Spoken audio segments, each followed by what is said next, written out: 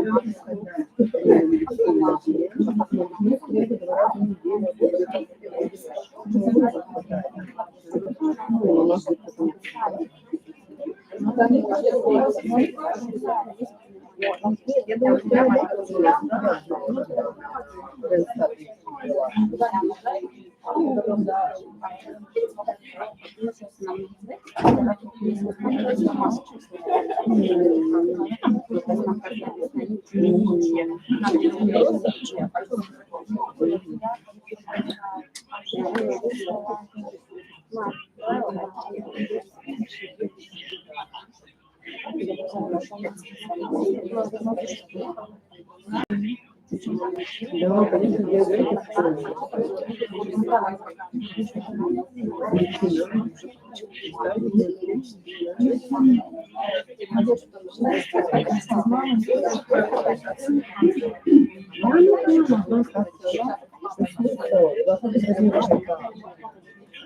Английский родители бесполезные.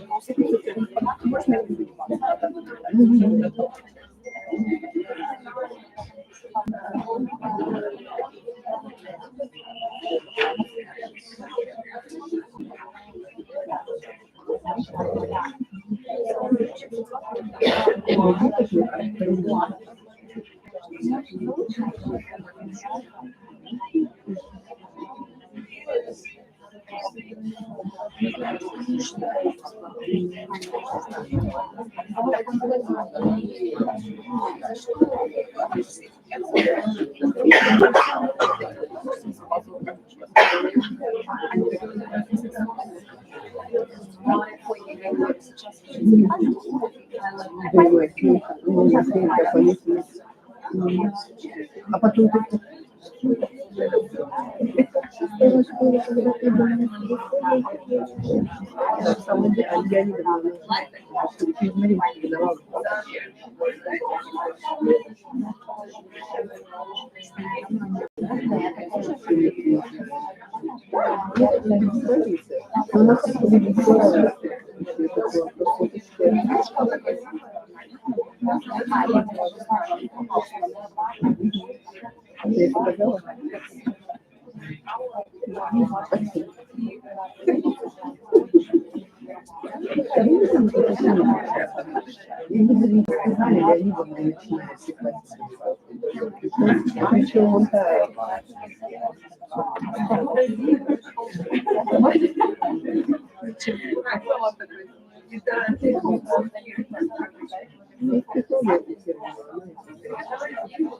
может быть постоянно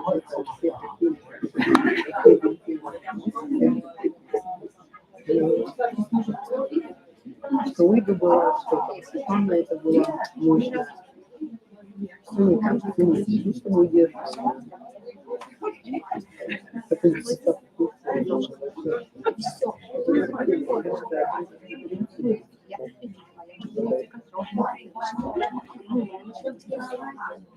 Сейчас у меня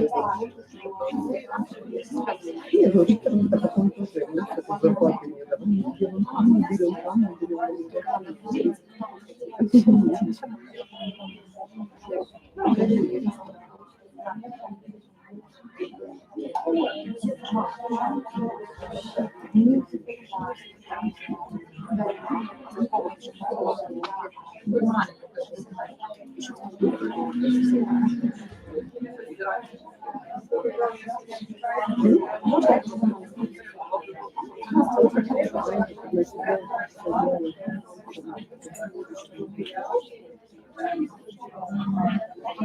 Я, конечно, делаю.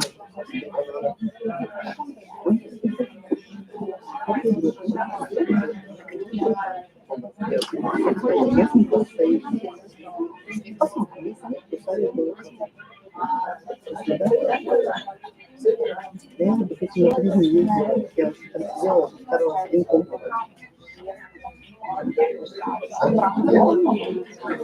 Ну, на это количество рассчитывать. Что было?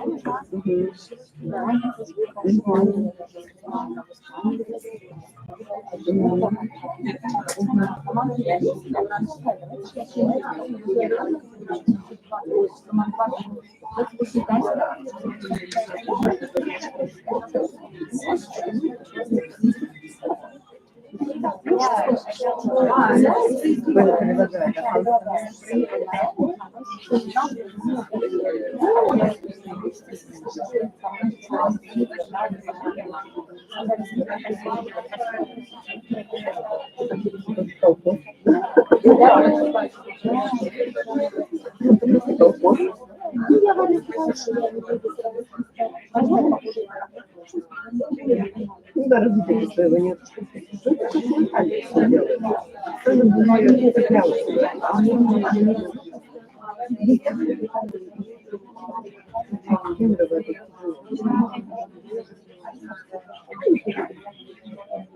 Так она сейчас отправила свои деньги на мероприятие. За сотни миллионов сделала.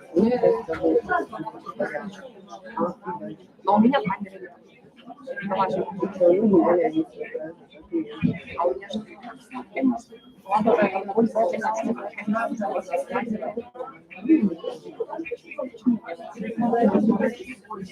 Я думаю, что это, я думаю, что да, школьные стоят. Но это тоже нереально, либо продавать его, либо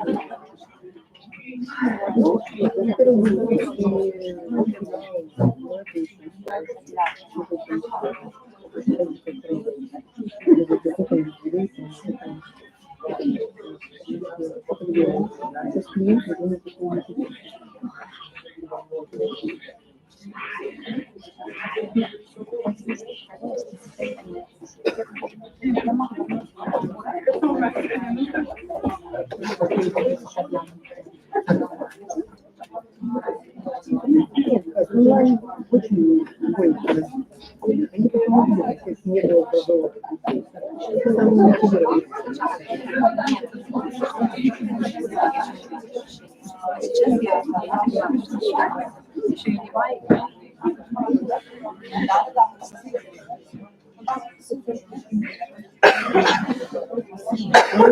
Кто на онлайне сидят, дети, что так Ну, их ездить.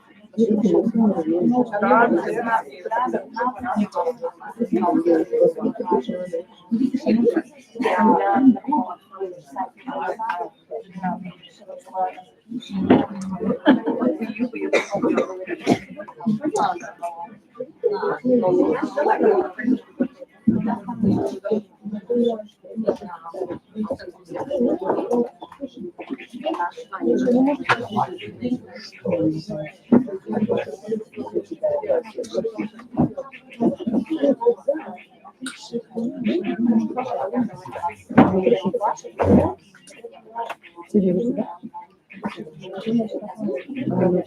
Они нет, но нет.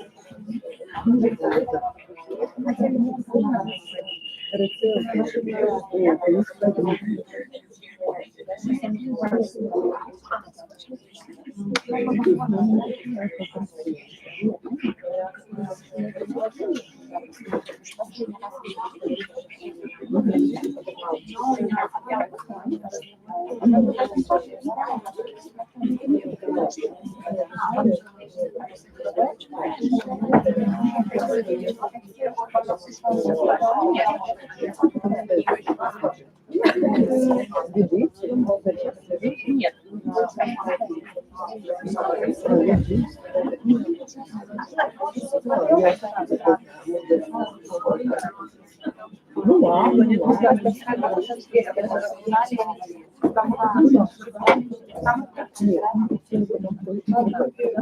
я угораю там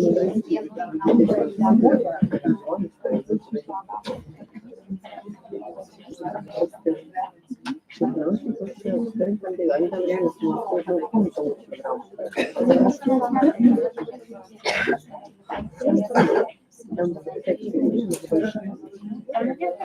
там очень у нас потому что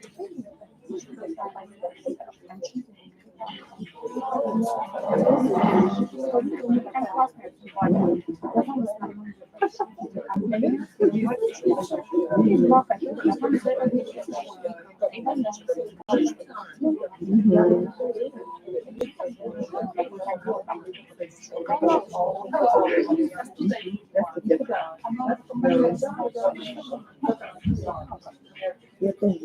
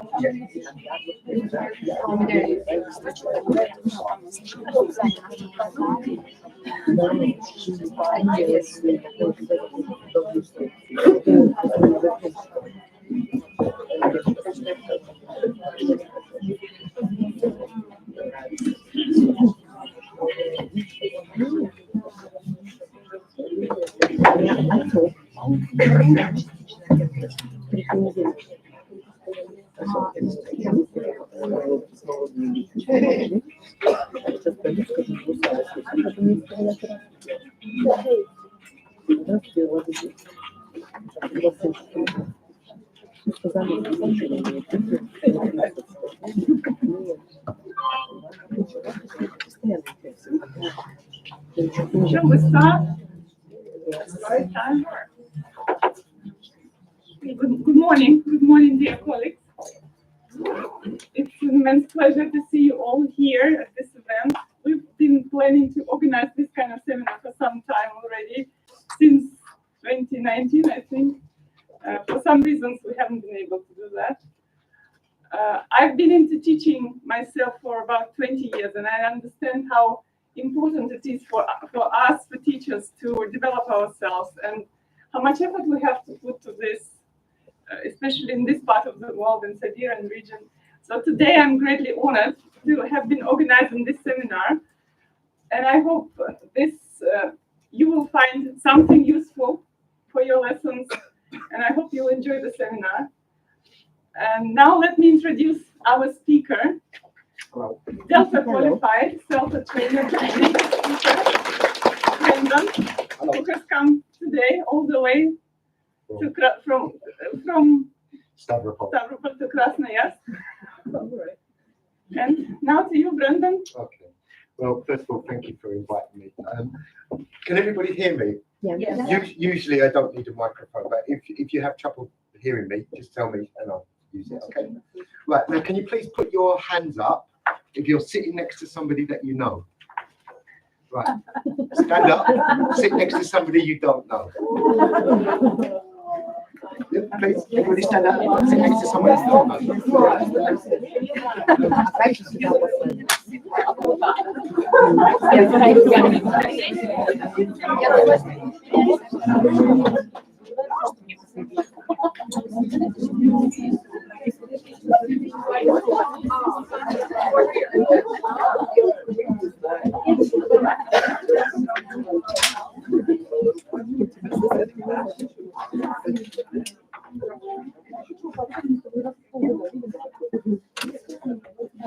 Okay, now.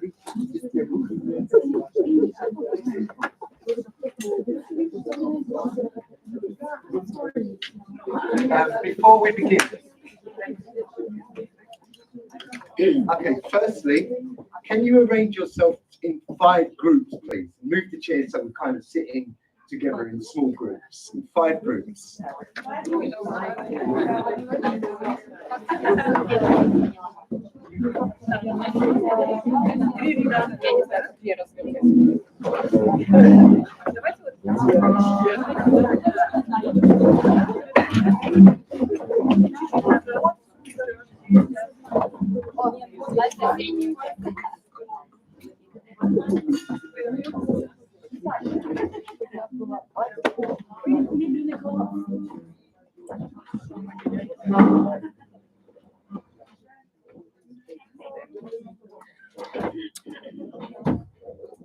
Okay, another thing before we begin, you'll see the QR code.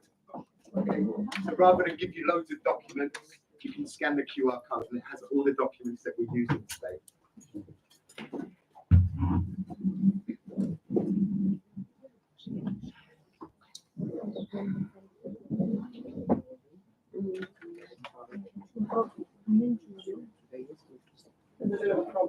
Which is? It doesn't, as long as somebody in the group can.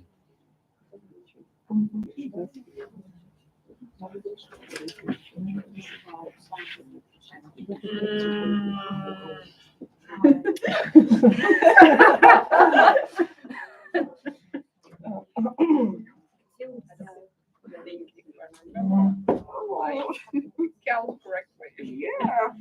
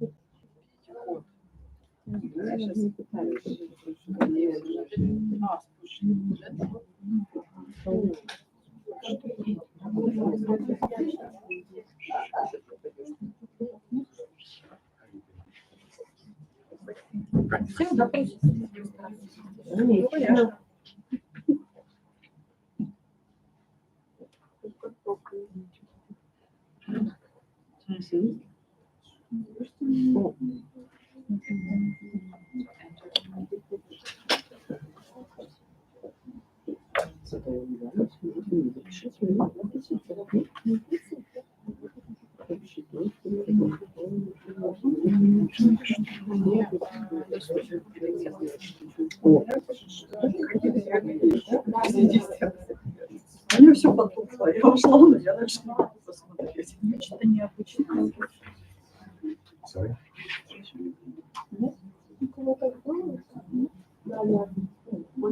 As long as something.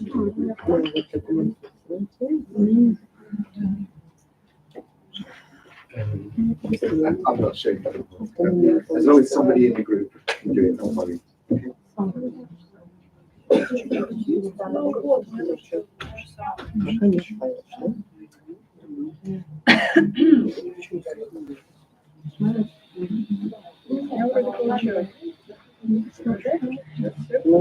What language are you speaking?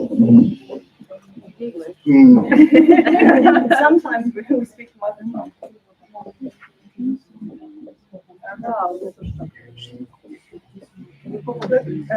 That's probably come in, but can't see anything. Okay, don't worry. Give you us one minute. You don't need it just yet. Okay. I can see a bicycle. Will I do?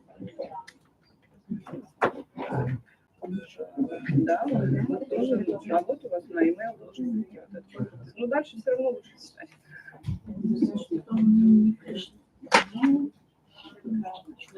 А еще раз, видите, это у меня тоже первый. Да, я там Люди еще не поделились с нами файлом. Нет, когда email целиком заново, и вы можете отправить.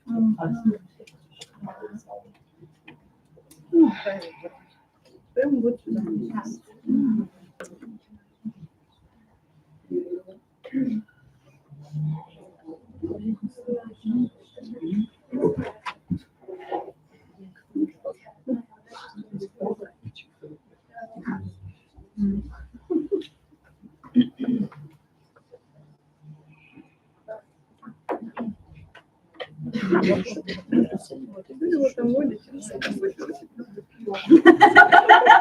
Поздравляю, вы зарегистрированы. Это велосипед.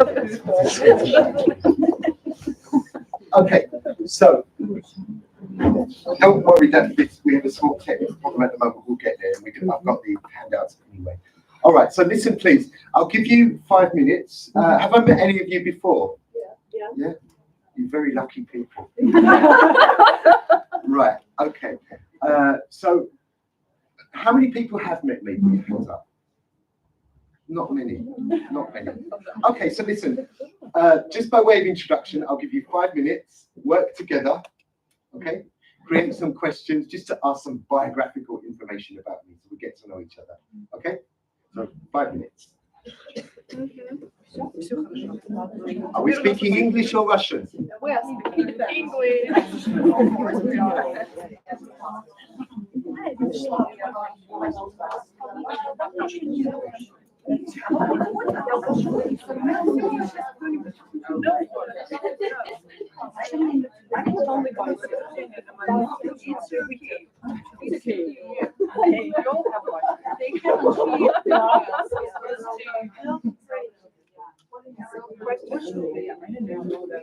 Which do you like? What the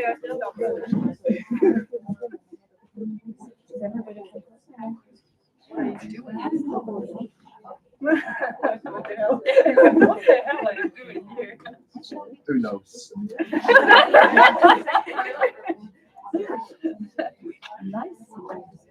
Yeah, nice. Nice. This is the keyword. Nice. Do you like people? Not About you or about like what? How long have you been about? just what do we not know about you? What know about you? You don't need to write. No. Okay.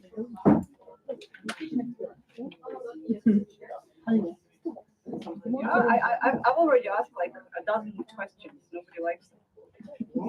I don't know. Okay, let's make this start very quickly. Who has a question you want to ask me? Anybody? Do you like apples? Yeah. And you? Not really. Okay. How long have you been This living in is. Russia? I'm sorry. One more time. How long have you been living in Russia? In Russia for 5 years. And you? About 5. About 5. And which part of? I think I'm guessing you're from India, right? Yes. Where? From Kolkata. Oh, Calcutta. Okay. I've never been there. I've worked in Delhi a few times. Whereabouts are you from in the UK? Where do you think? I would say London. You would be right. The greatest city in the world. Oh wow! All right. Okay. Any other questions this group? What is your teaching experience? Teaching experience, What do you want to know? the most challenging one. The most challenge? Working with Americans. That's so true. And teaching them English. No, training them how to be Oh, teachers. That's the most challenging aspect of my job. Why? No comment. But it's not easy. So what about Russians? Isn't that Fantastic, challenging? perfect, no problem. Russians and Chinese, no problem. It's Stavropol. Do you work for the Rostov Center? No, Stavropol. Oh, okay. I don't work for Irina. I don't work. No, for, it's not this. I was asking about the Celta Center. When I worked CELTA, I'm It's everywhere. everywhere Oh. around the world. All right. Online. No. Okay. Any other questions you want to ask me? So, have you ever worked with real students at school? Of course, yeah. I still do. Yeah, yeah, I do. At private school? It's a private language school, yeah. Is your wife Russian? Don't get jealous. Don't get jealous, baby. Yes, she is. Yes, she is. So I see the answer. It was my idea why you are living in Stavropol. If London is the best city in the world. Right. Any other questions before we continue? Do you speak Russian? Chut chut. Right. Anything else? No. All right. Well, listen. I'll tell you just a little bit about myself. So, my name's Brendan. I'm from London. Been in Russia for about 5 years. I've been teaching for more than nearly 40 years, I think. Nearly, right. I've been a teacher. I'm a teacher trainer. I've been an academic manager. I've got a wide range of experience, and I do these seminars all over Russia and different places. Okay. So hopefully today we're going to have a productive exchange of ideas. We'll be as practical, as hands-on as we can. Okay. And at the end, you're free to ask questions. Okay. Right. So this session is about mixed ability. Okay. All right. So you're in 5 groups. So let's say this group is Group A. Okay? This is Group B.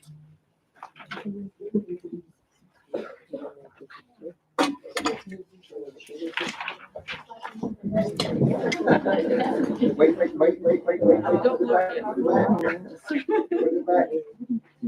Okay. Group C. Hold your horses.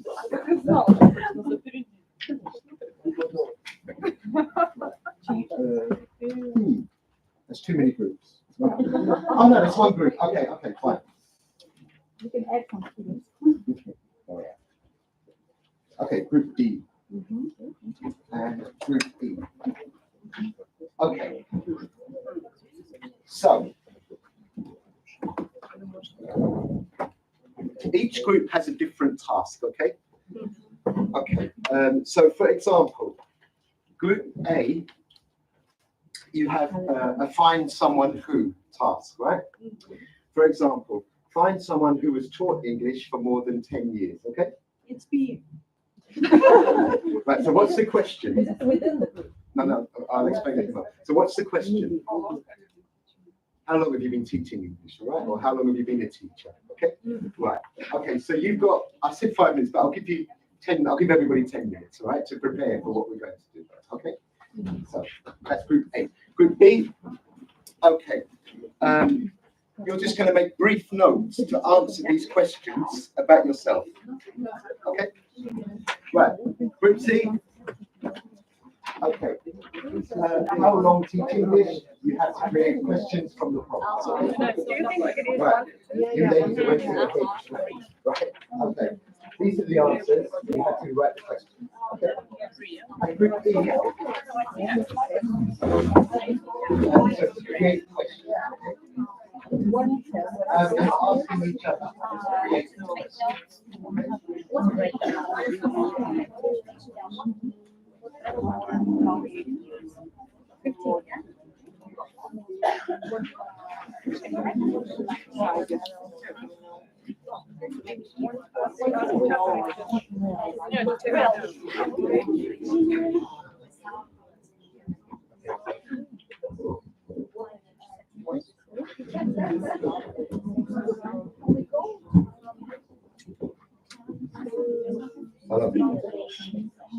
Yeah, that's much better.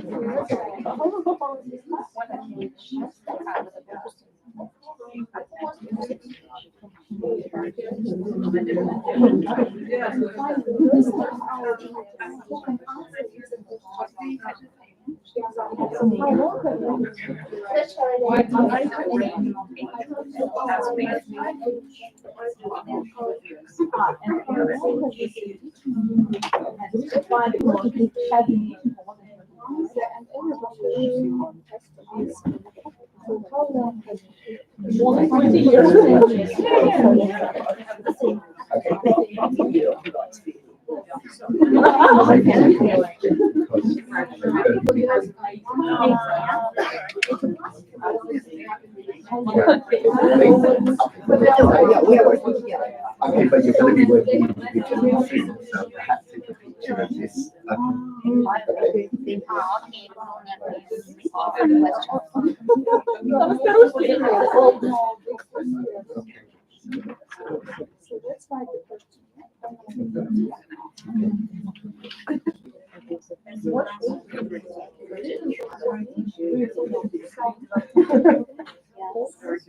Right, whoever doesn't have one of these, maybe take a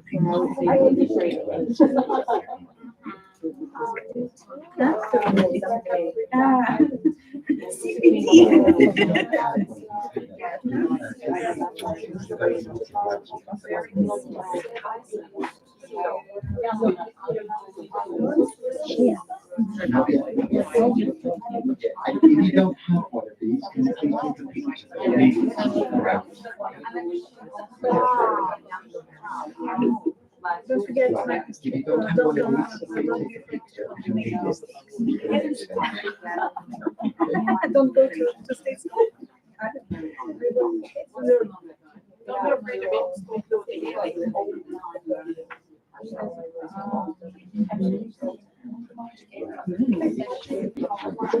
The next schedule. No way. No way. Yeah, go into that.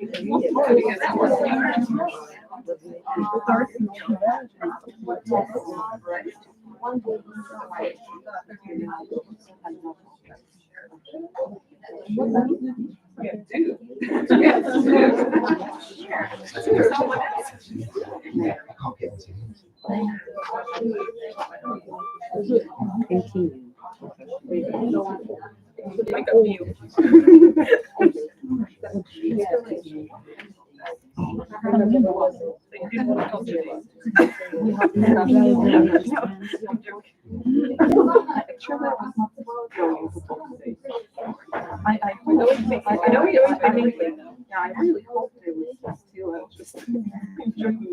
It's not in the room. What about fish? I eat more flavor.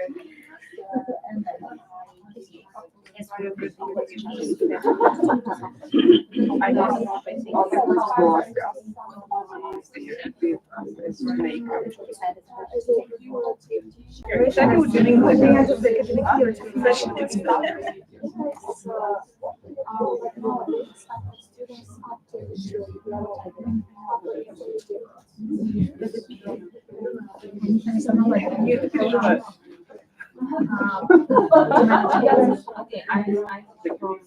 Я думаю, что они скачают документы в школе,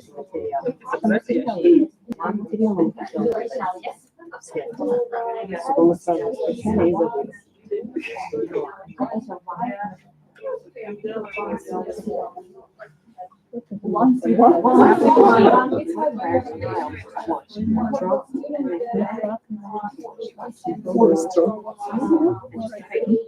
Forest is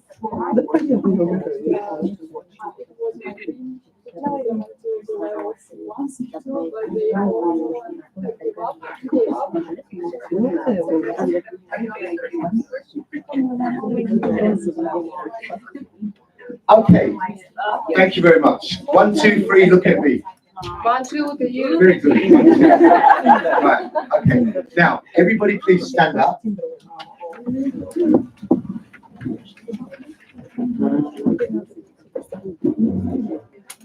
Okay. Now, I want you to form new groups with A, B, C, D, E. Okay? The A, B, C, D, E tasks.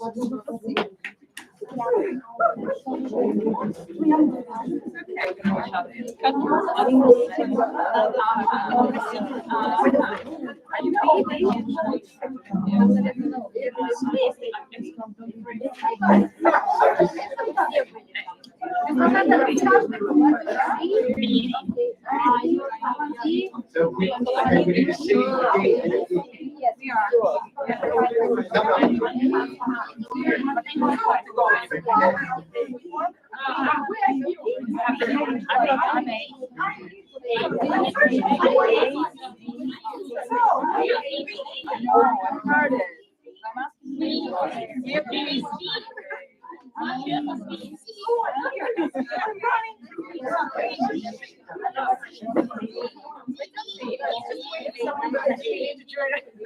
When you're ready, sit down in your new group. Is there anybody from A, C? Let us see. Can somebody from C come here? We need C. We need C and we also need A. No. Yeah.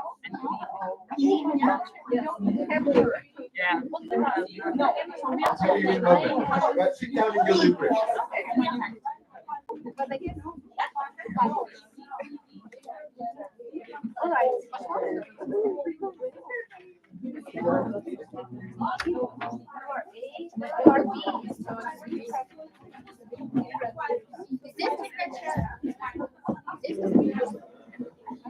Okay. 1, 2, 3, look at me. Very good. Right. Okay, so start exchanging the information.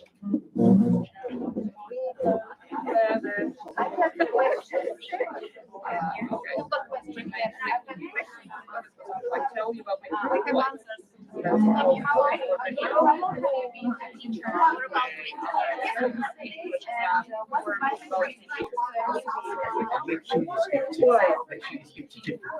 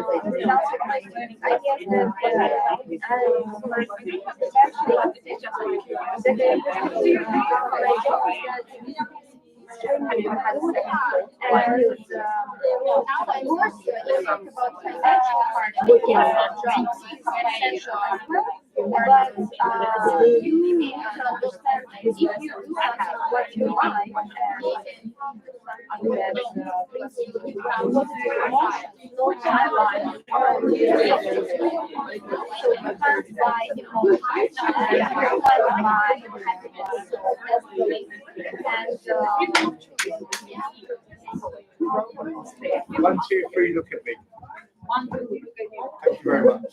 Right, stand up, please. Go back to your original groups.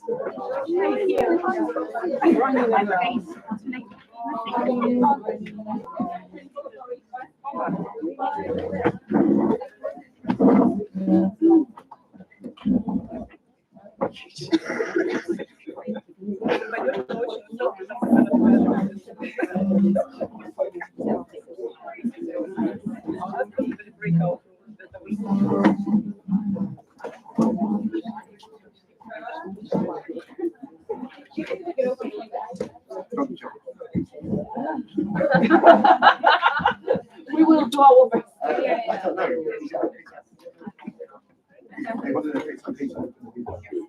Yeah. But don't jump. Right. Okay. Listen, please. Now, I want you to talk again in your groups. Tell each other anything perhaps interesting, unusual, surprising that you discovered from speaking to other people.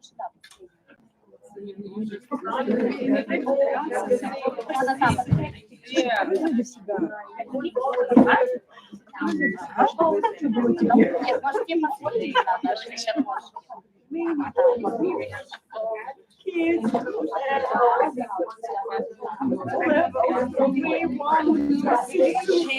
what we found out. It means change altogether or just in pairs? Actually, I was talking to a person who teaching young learners, like very young learners from 4 to 7 or 8, and I'm really surprised because my target is teenagers, really and for me it's next to impossible to teach preschoolers, you know. Teenagers can be difficult. Yeah, that's why I love it. Only, I mean, this is the main reason. Yeah, just because, well, I was quite a difficult teenager, but I still break myself. So that's why, you know, like technical. But I can't imagine how it's possible.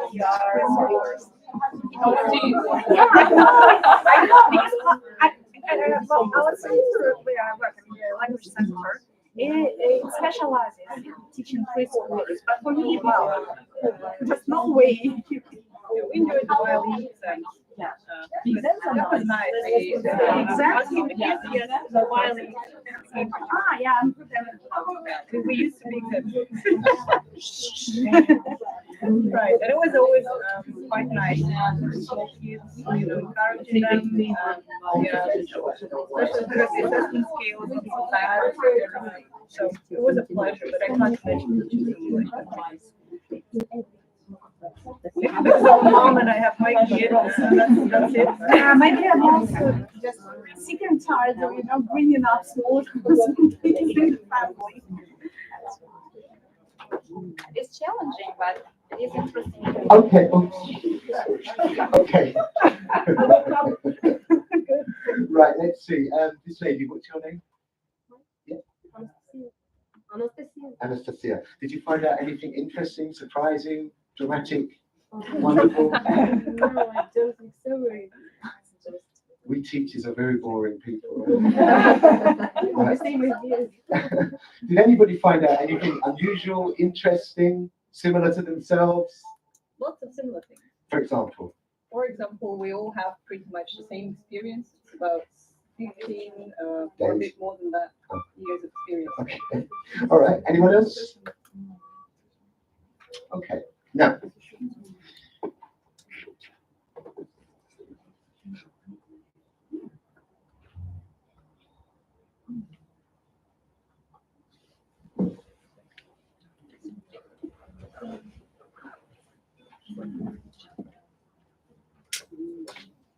All right. So, some questions. Okay. Did everybody have a common goal? Did everybody have the same task? Did everybody achieve the same results? Did you have a choice about how to answer the questions? Okay, so briefly discuss these questions.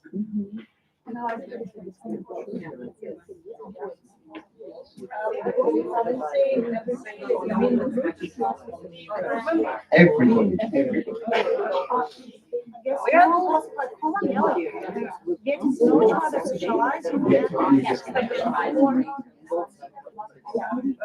us has I don't know about this. We got answers.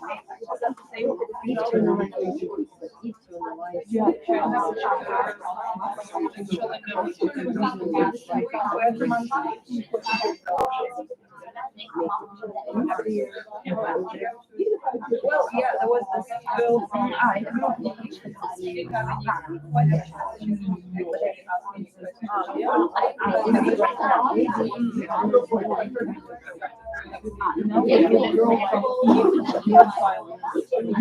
We just did. I really know that. They had a short task.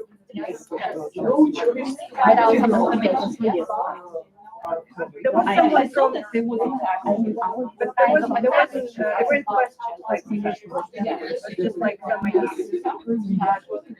Making questions. And they were asking each other. No, they were just making questions. The tasks were different. But the goal was mainly the same. Okay, thank you very much. So, in answer to the first question, did everybody have a common goal? Which was? To interact, to communicate, About? information exchange. Yeah, what kind of information? Getting to know each other. Yeah, icebreakers, getting to know you. Okay, right. Did everybody have the same task? No. No.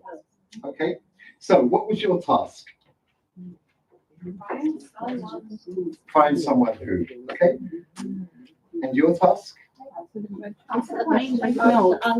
Answer the given Just question. simply answering the questions, okay? And your task? Make questions. Make questions. And your task? Make Questions. Using Prompts.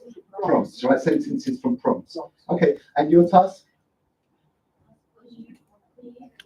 Create questions, okay? So, everybody had a common goal. You did not have the same task, right? Who had the most difficult task? Them. They had the most difficult task because they didn't have any prompts or any help, right? Who had the easiest task? Find someone No. I think They had the easiest one. Yes, because they simply had to ask the questions on the page, right?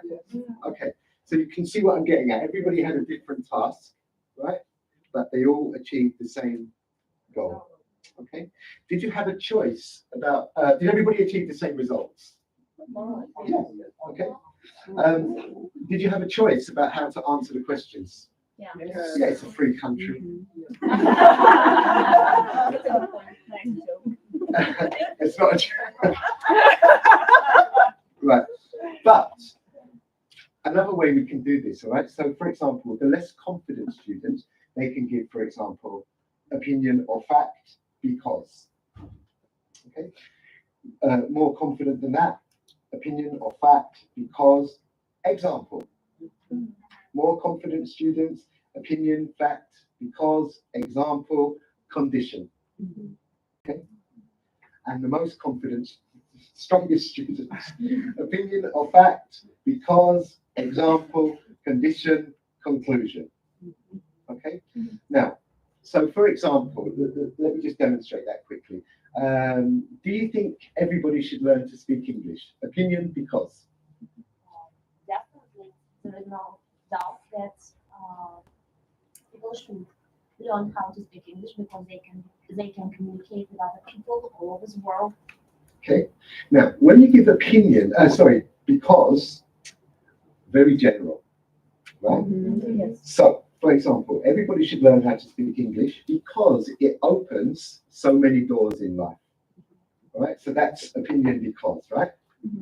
Example, very general or very specific?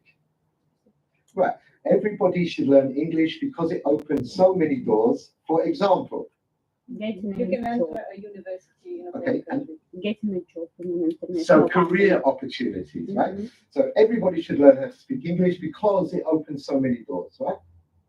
For example, it helps with career opportunities, career goals, right? If you, If you don't, okay, if you don't learn a foreign language, English, okay, English, all right. You might not be able to read some books and watch some films. okay, I think you need to be a bit more general here. Right, so if somebody doesn't learn English, they can find themselves at a serious disadvantage in life. Conclusion. So, yes, everybody should learn how to speak English, right? Opinion, because, example, condition, conclusion. All right? So when you're working with mixed ability groups like that, you can say for, the weaker group, opinion because, higher group, opinion because, example, higher group, opinion because, example, if, and then finally, conclusion. Okay? So this helps them both in speaking and anyone? Writing. The paragraph structure that students use in essays is exactly the same. Opinion, because, example, condition, conclusion. Okay? Right.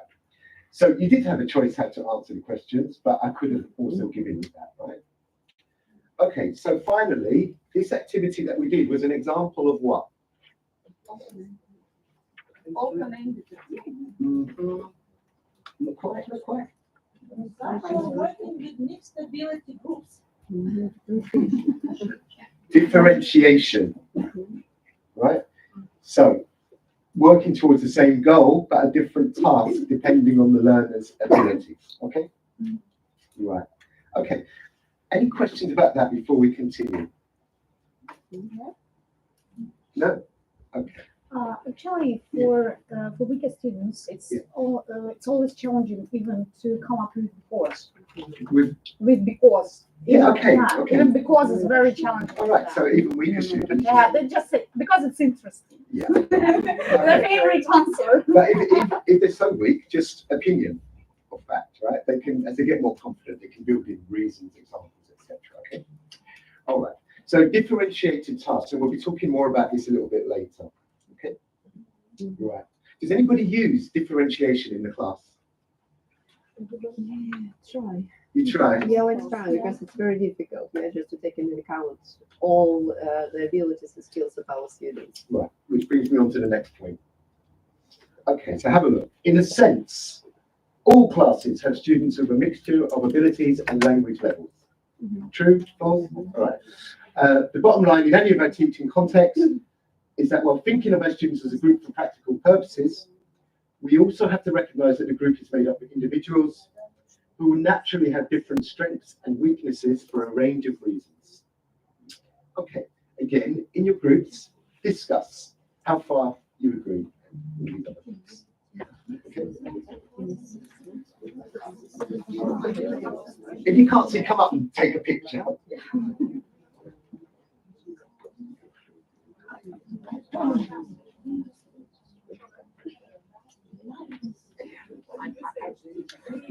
I don't teach. Yeah, me neither. Yeah, so, but it makes sense to me. 1, 2, 3, look at me. Remember, opinion, because, example, condition, conclusion.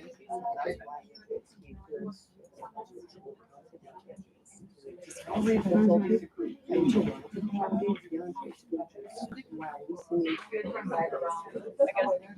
private schools in a very random way sometimes. But actually, let's try to mentor students who are more or less at the same level. Well, I can say that we succeeded with time as well. They have different schedules, different opportunities of coming to lessons. So, in most cases, groups are just mixed.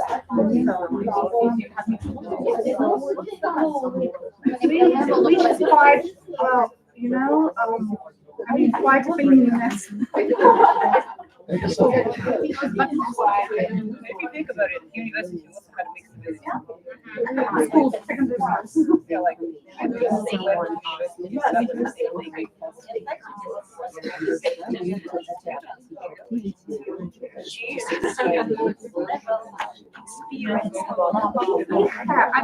kind of compliment.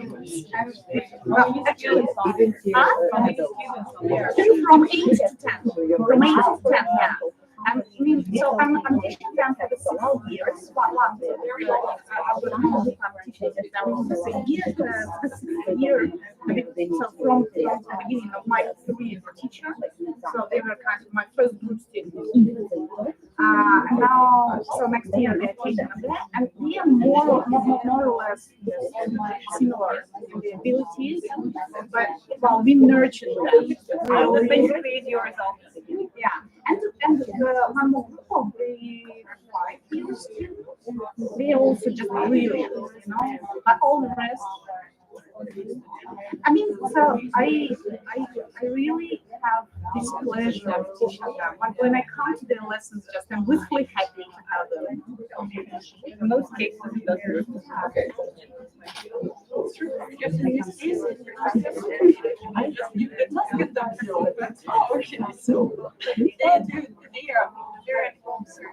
They teach each other. Yes, They teach yeah. And I also say that if the teacher doesn't do anything during the class, it means that they have done a lot before the class, a lot of preparation, a lot of CPT and so on. When you can come and give the task, and they're doing everything. I'm curious, is it true? I'm also always observing sometimes they teach adults but really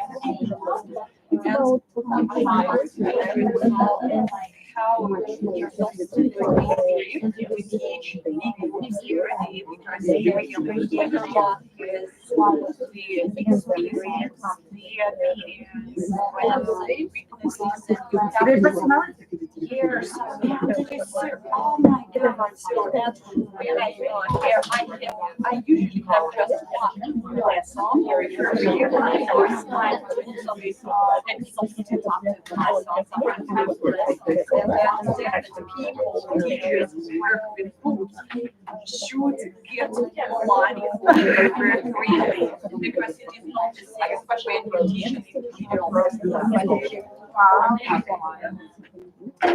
So as a teacher, I teach individual students, but when I am a lawyer, I teach groups of 10, 12, maybe 15 people. I have one such experience with professors and lecturers from Siberia Academy University of Korea. They were preparing for the SAT. And they were like professors and lecturers, some of them quite honored. So, and I was like that kind of girl. So that was quite challenging because all of them had this big scientific background. Okay, that's one thing because people have not been students for a while, so it was another challenge. They were like personalities, and they were absolutely mixed because they were professors of mathematics and then psychology and then biology, and they have very different skills. And they approach the material in very different ways. That was the biggest challenge. I had to think hard for this.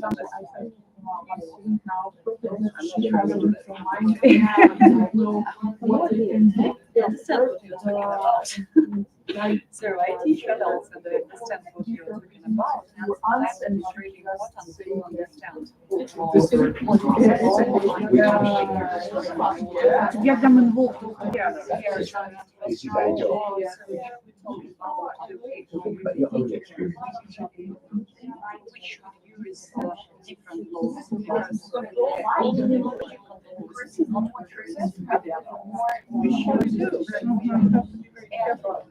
approach it and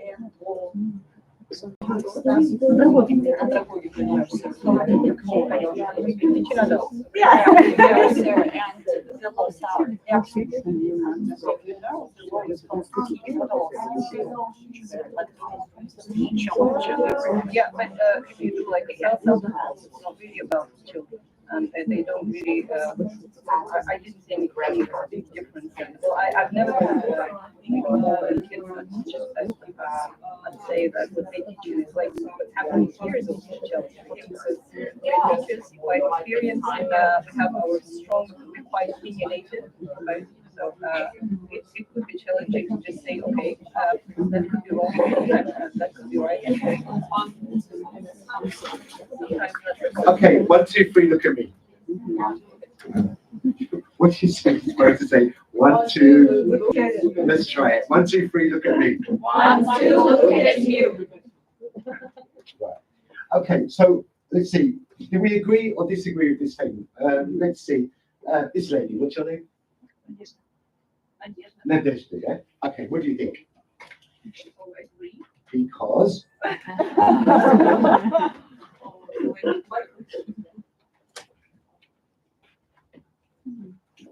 Anybody because? Because every student is individual. Every person is different. It's simple as that, right? Every person is different. For example.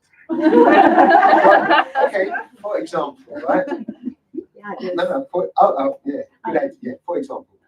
For example, different students can be into different topics, into different spheres. Some can be keen on sports, some others can be keen on computer games, for example. Different backgrounds. Yeah, so it's not just about skills and skills and ability, right? There are many other things. Student might wake up in a bad mood that morning, for example, right? Another student might have had a great weekend and is hungover. So it's not just about skills and ability. There are a whole host of factors, right, that make everybody's learning experience different, okay? And our job is To adapt every task to achieve common goals. very good. This is why you're my second favorite. What's your name?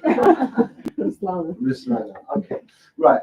So we talked about it could be different interests, it could be different moods, they could be sick, right? They might have no hands. Yeah. They can't, Common one. right? Yeah. They could be very shy. On the other hand, they could be over boisterous, right? And we as teachers need to recognize that and adapt to it. Okay. So, which begs the next question: what can teachers do, or what do you do in your experience to ensure an appropriate level of challenge for every student? Try different classes. How? And for I example, mean that you can do speaking task or written task and see what will be. It's something like experience, because we don't know what will be better for this situation right now. right. Well, basically, the first thing to bear in mind is that you have to have variety in the lesson, right? As you said, a different range of topics, different range of tasks, right? If they're all, for example, if you're working in Japan and everybody's very shy, okay, you need to think of activities that are not going to put them under pressure, for example, right? If you've got a very vociferous, boisterous student, right, what can you do with that student to try to, yeah, what can you do? Talk something or tell something about yourself. For example, that you had a bad day. Right. You're also a person. Well, basically, that student, okay, if it's becoming disruptive, you need to give them a more passive role. For example, they write a report of a discussion that they had, okay, while the others are speaking, okay? So it gives the others a chance to speak. So you've got to think about them as people with personalities, all right? What their strengths, what their weaknesses are. Okay, so for example, what about reading? Some students are fast finishers. Some extra activities. Extra activities, all right? Given on the spot or planned beforehand? Well, you know your class. Yes, okay, so has anybody here done CELTA or Delta? You have. What do you mean kind of? Who said kind of? Right, so you did CELTA? Yeah, and CELTA, right? So what is one of the main things you have to write in your lesson plan? Some if time things and extra activities. Anticipated problems and solutions. So anticipated problems, some of the class are very strong readers and they finish before others. Solution? Extra. Okay, right, good. You should have a box of extra activities. Right. Now, I think we can all agree that it is challenging to work with such a disparate range of levels, right? Okay, but there are advantages to it as well as disadvantages, okay? Right, so I want you to work together, discuss what could be some possible advantages and some possible disadvantages of working with mixed ability groups, okay? Advantages, you get a strong goal.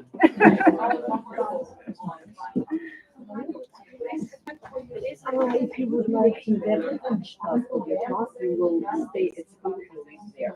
It's a challenge for us to differentiate every activity of your lesson. That's why you need to find a kind of unique way to work with your class, to know to see if you have faster thinkers, slower thinkers. Yeah, you will adapt according to the features. And really if your student in the bathroom, I suppose it's better not to disturb you work as you wish. As much as you wish. Maybe sometimes the whole group is bad. Sometimes it happens. Our whole group is moving. Yeah, sometimes with teenagers it happens. Yeah, I know that. Every hour, yeah. Therefore, it's going just to be productive, yes. If our group is moody, yes, so we're going to conduct a kind of teacher class way. It's not I think we can think about some very different activities, very simple events instead. Like we could listen to something they like, right?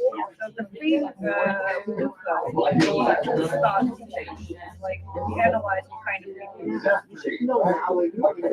That's how my goals are the same. What about the advantages?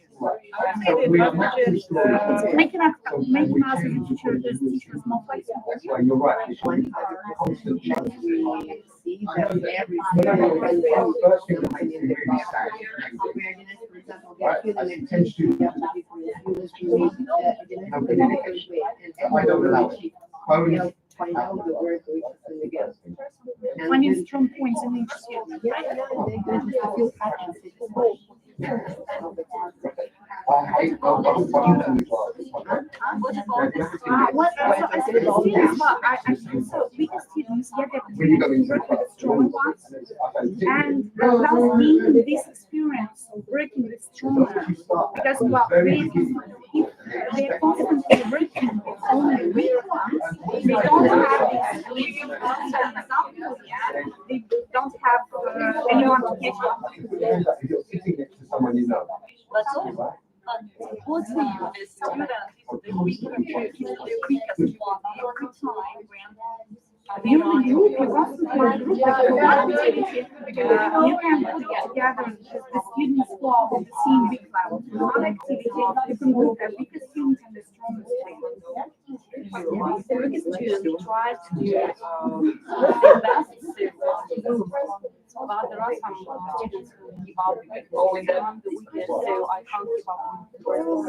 You can just sometimes give up, and sometimes they ask for individual lessons because they don't want just to gain the experience. They think that Are you speaking from experience? when they feel that they haven't done their homework, and just keep the first, second, third time that they feel they can't catch up already, and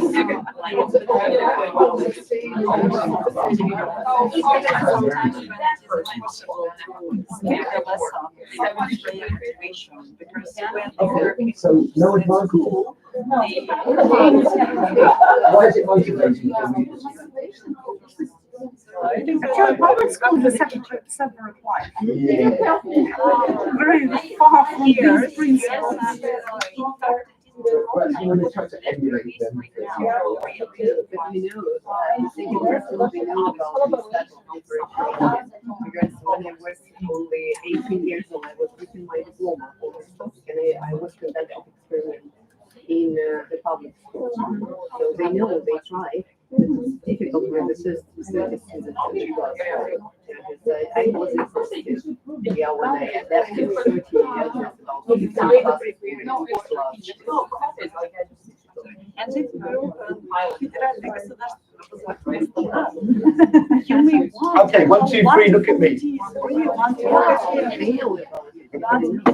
Right. something works. It depends on the teacher. It depends on teachers. There are no bad students. Only bad.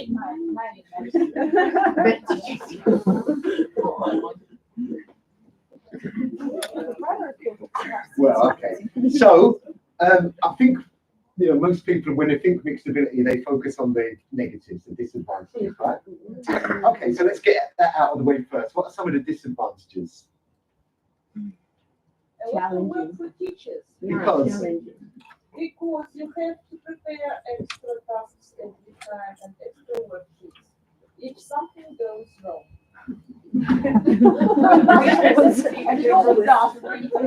Something goes wrong. okay, if you're working with differentiation, you have to prepare different tasks, right? But think about it, you only have to do that once in your life for that lesson, and you can repeat that lesson. Those people who've done CELTA, right? You planned 8 lessons on the CELTA, you probably used them over and over and over again, right? That is true, but sometimes my different students, so I have the same students, but they're quite different. We have to adjust. And it wouldn't be the same lesson. Yes, so adjust. But the point is you have used them more than once, right? Yeah, okay. So you only really have to prepare it once, and then, like it's blah, blah, blah. Right? Everybody understand? It's an iteration process, right? When you look at it, you think, okay, that worked well, that didn't work well. Okay, you add or detract accordingly. Okay. Right. Any other disadvantages? What's your name, young lady? Yeah. Maria, hello, Maria. Hello. We were talking one disadvantage was that other students can be motivated. Can Demotivated because of the other students are stronger. okay, but it's very important. I get that, right? But it's very important, and I've seen people do this before. You are the group. You are the good group, right? So that's the first thing. Is, of course, they're going to work it out for themselves, right? But let's say a student who is not good at reading, right? For example, will be in a weaker group for a reading activity. And that student might be very good at thinking. So the next activity, they're in a higher group, for example. So always, group them according to their different skills and abilities. It can be demotivating, but conversely, somebody over here said it can be motivating because they see and they want to be like. Yeah, they want to emulate, the stronger students, for example. So it works both ways, right? Okay. Any other possible drawbacks, disadvantages? You shouldn't reveal the secret, they're different. Yeah, so you don't say you are the group, right? You say like Really hard. bananas, apples, pears, grapes, for example, right? But make sure that as you move from different activities, that they're changing from weaker groups to stronger groups according to their skills, right? Okay. Your name? Olga. You were talking about, remind us what you were talking to me about. About students who might not work always with weaker students, and that's a real problem. They might work just for one lesson, for 2 lessons, but then they say that's enough. I don't want to work with weak students. I want to work with only stronger students. Yeah. So, well, we're going to talk a bit about that when we go on to the speaking session, right? But generally, is it a good idea to put strong and weak together? Sometimes. Generally, now and again, right? You do need to change things, but generally, you put weaker with weaker, stronger with stronger. As long as they've got some kind of goal to work towards, right? Then, they understand, oh, I have to speak, I have to write. Otherwise, we can't, be part of this task, right? No, I'm not going to get technical, right? Okay. Any advantages? Well, the motivation thing. Okay. For both students and teachers. Okay. Yeah. It's more challenging. Right. So it's good for your professional development, right? It's good for your professional development. Okay. Any other advantages? Possible advantages? You can share the role of the teacher with strong students. Yeah, so you can get peer teaching, for example. Now, this is something in my class, right? Students now never ask me, teacher, what does this word mean? Because I tell them, I'm not going to tell you, right? So basically, they have to ask 3 other students before they're allowed to ask me. Okay, right, and usually they get the answer. Okay. So, students very quickly, if you just say, oh, I'm not answering that question, they very quickly understand that they have to communicate, all right, with people at different levels to get the answer. If they can't get the answer after asking 3 students, all right, then you tell them. Are they allowed to? Well, I say that as a last resort because I hate the use of phones in schools, right? What really saddens me is when I walk into the school, in the classroom, there's 10 students waiting and there's just no communication, right? So I don't let them. Let them use dictionaries. Sorry? How do you work with dictionaries? Well, I let them come up and use the computer. Okay. Well, that's part of learner training with advanced dictionary. You can. Okay, so let's look at some suggested advantages and disadvantages.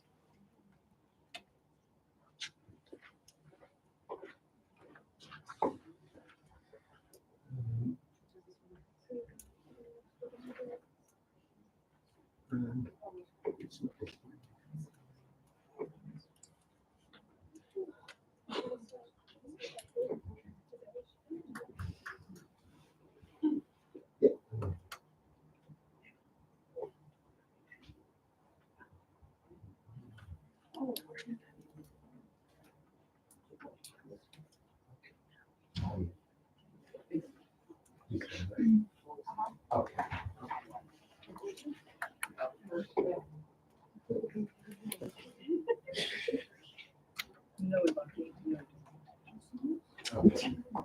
Okay, so some suggested advantages and disadvantages, okay? So students are able to learn at their own pace, okay? So, you know, often students feel that they're being rushed or it's taking too long, okay? So with mixed ability, they can work at a pace that's comfortable for them, okay? We talked about collaboration, yeah. Students become independent or autonomous learners, which we'll be looking at in a later session today. Students develop strong relationships with their peers, right? Have you seen any of your students becoming friends? Yes, it does happen, right? Okay, and then they're more likely to help each other, support each other. Okay. Students become partners in learning, again, collaboration, okay? Peer teaching, and as I said, don't answer the question, what does this mean? Get them to teach each other, okay? Peer teaching, it reflects real life. People support, help each other with different skills, abilities, right? Most importantly, it helps you develop as a professional, okay? So disadvantages, yeah, we talked about these, all of these, right? Okay. Enforcing English-only policies when teaching is occupied, right? So if the students, if you hear them reverting to Russian, right? Why do they do that? Because they're lazy, maybe, right? Everybody, okay, it's human nature, right? Any other reasons? Any other reasons? They don't know how to express their thoughts. Yeah, they want to deliver the message and Okay, they use the fastest way. okay. Any other reasons? Protest. Right. Two very important reasons. One, the task is too difficult, and they'll start speaking in Russian. And then the task is too easy, and that will be accompanied by laughter. Right? So you'll see them going. Right. So yeah, it's about how you plan the activities and make sure that everybody's involved. Okay. Right. Now, I think Irina has sent you the next document in the Telegram chat, right? And it's called Input Session.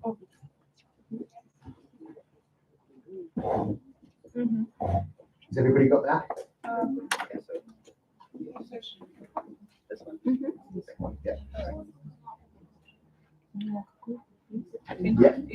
Yeah. Yeah.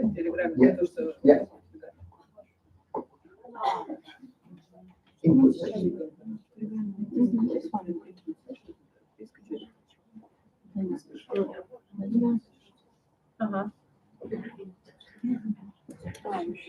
All right, great. So that's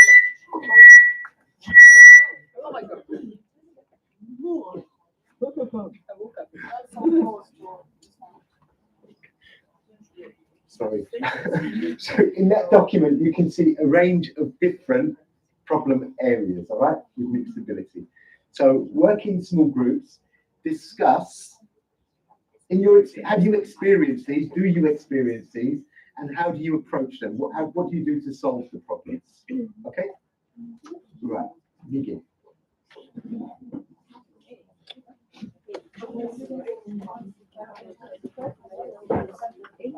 Yeah, the students, I think well, if it's a productive task like speaking, I can ask them to change their partners, discuss the same question, but give it another partner. For example, if it requires some opinion sharing, so just do the same but with another partner to find out some explanation about the other. Right. So always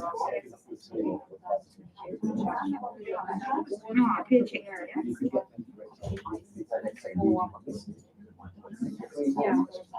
We can use some kind of peer assessment. So sometimes stronger students to assess, we go on. Yeah. Since they have skills, we can get them involved. Yeah. So we want to help them to complete, to finish. Just, you can give them some with extra the ideas. For example, if it happens at the end of the class, you can let them actually do their homework. For example, if it's trying to do something messy or something, they can start right now.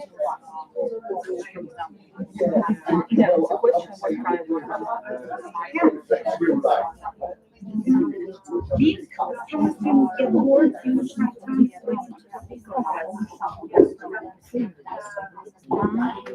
Yeah, ask strong students. But what if we do not have material? For example, or some students are just not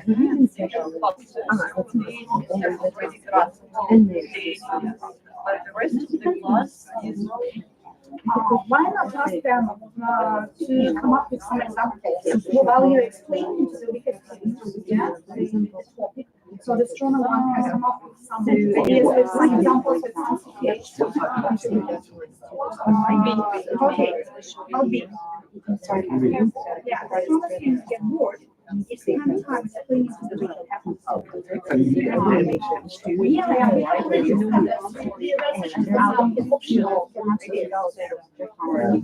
Do you know that the concept of demand?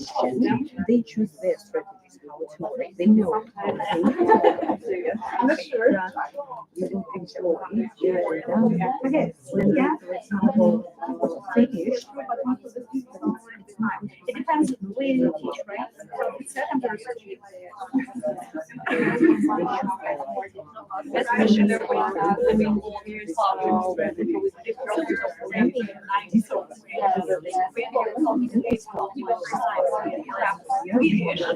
they can if you answer But if you were just rely on the text, just because my to stop everything and explain practice until the master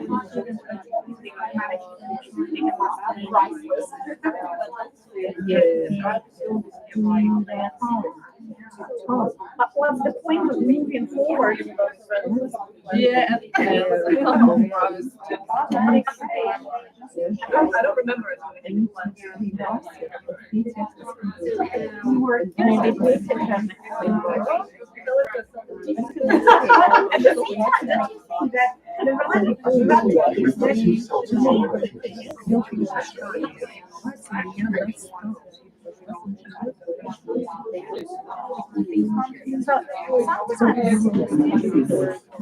the level they just can't master this topic.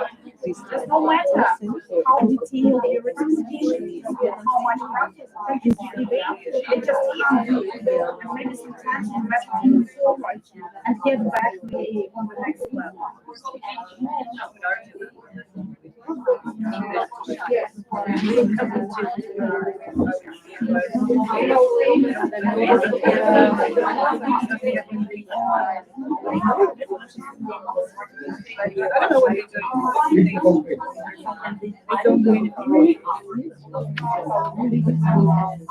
We didn't have a sheet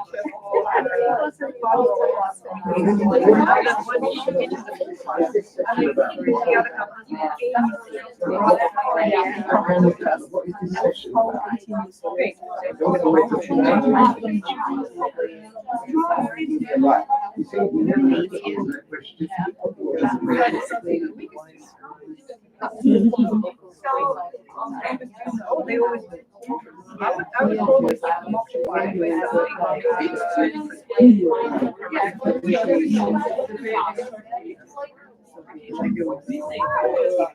say set it up in a way that they have to express their opinion and ask somebody else their opinion.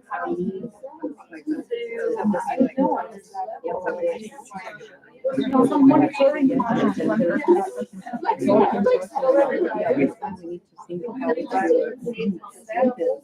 Yes, I told you there.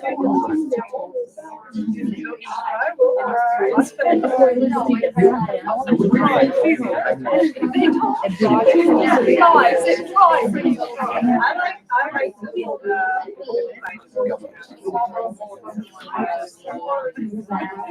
and they have to say course, you see that the light is not so yellow at the back. Yeah, just removing, yeah.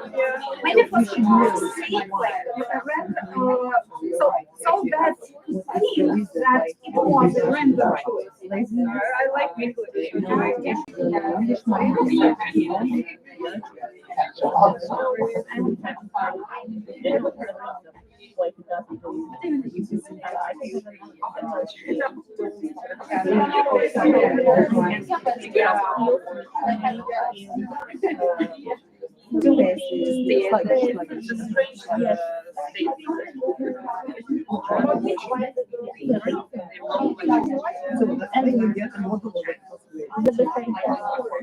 When I come to this,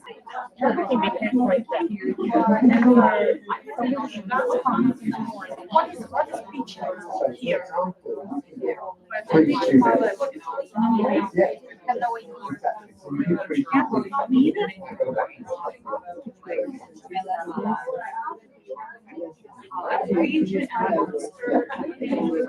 Brandon, so what do you mean by teaching us? Yeah, I've already asked. What's this session about? What's this session about?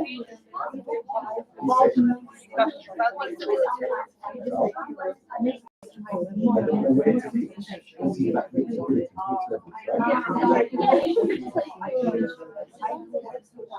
Like choose the correct pitch, so should it correspond to the biggest things or to the small things? Yeah. Right? What level should I be teaching? Yeah.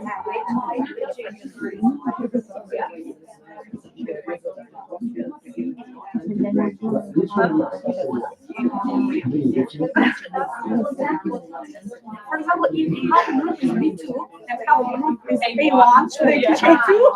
Or A1, yeah. There's something in the middle. More explanation.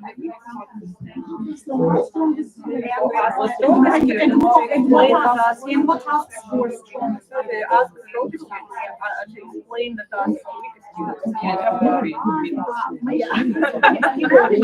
This is also just, for example, grammatically,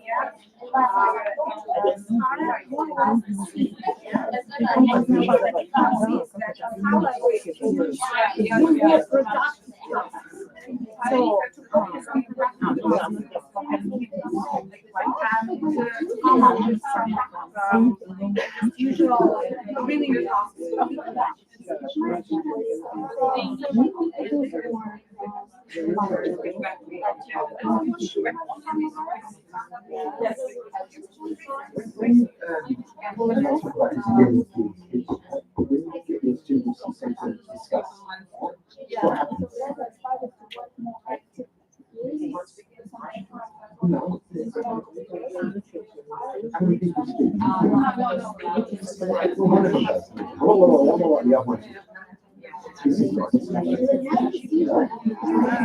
So, for example, you know, like you've got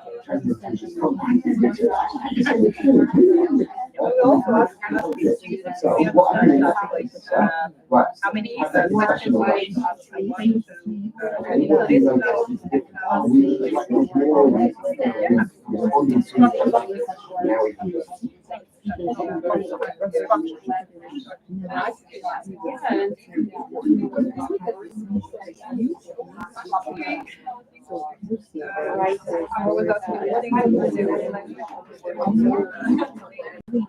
I just you don't understand the English word. That happens. I just don't. I just I try to rephrase my questions in a different way with Russian. Stand up. Well, I don't think. But anyway, I don't.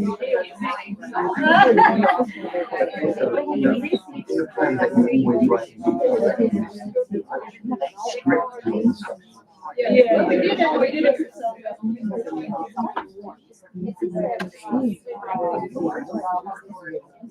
Okay, 1, 2, 3, look at me.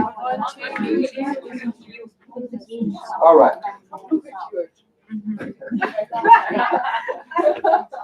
Okay, this lady at the back, what's your name?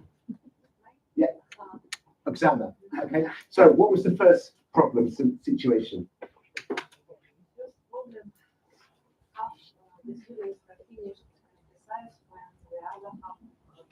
Right, so it's a problem of fast finishes, right? Okay, solutions? Extra activities, all right? Okay, so for example, if it's reading, what would be an extra activity for fast finishers? Make questions about it.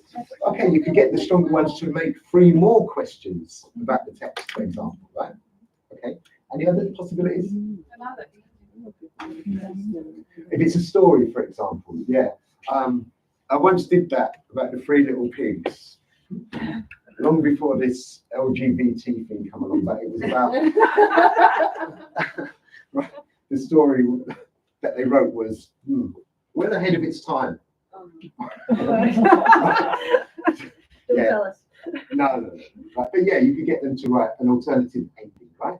If it's a story. Yeah. Or speak. Yes. Okay. Listening. If it's a listening task, you know, you want them to discuss the answers, the fast finishers discuss, they've got it, and the others are like still working on it. Again, they could create some other questions. There some notes about the language that they could, you encourage them to notice, I don't know, adverbs and teach the other groups, for example. Target language. Yeah. Well, if it's a listening lesson, there's no target language. Well, I mean, like something from the previous lesson. Could be. All right, let's have a look. Some suggested ideas, right? So graded tasks, as we did earlier, differentiation. Okay. So if stronger students are given more challenging work to do, less likely to finish quickly. Okay. And fast finishers should never be left just doing nothing. Right? Everybody nods and says, yeah, I understand that, but you'll do it. Right? Everybody does it, and we need to stop doing it. Right? Okay. What was the next problem? Yeah, your name? Svetlana, okay. The next problem was the stronger students get bored if I spend time explaining to the weaker ones. Okay, solutions? Ask stronger students to explain to the weaker ones. To explain the task, right? Okay, and give instruction. What you can do is, like, say, get 3 strong students. Okay, here is the task. Make your colleagues understand it. Okay? Right, yeah. So you can get them to set the task, give instructions, and make sure that they understand it. Also, remember, they know each other better than you know them. They might find it easier to get the instructions across. Okay, so that's a good solution. Look, getting them to explain, as you said, I have the students doing different things in class. So, for example, I'm working with a weaker group, right, and the stronger group, maybe they're looking at the listening tape script and identifying connected speech, sentence stress, intonation, which they can then later teach, right? Okay. And the next problem was? Okay.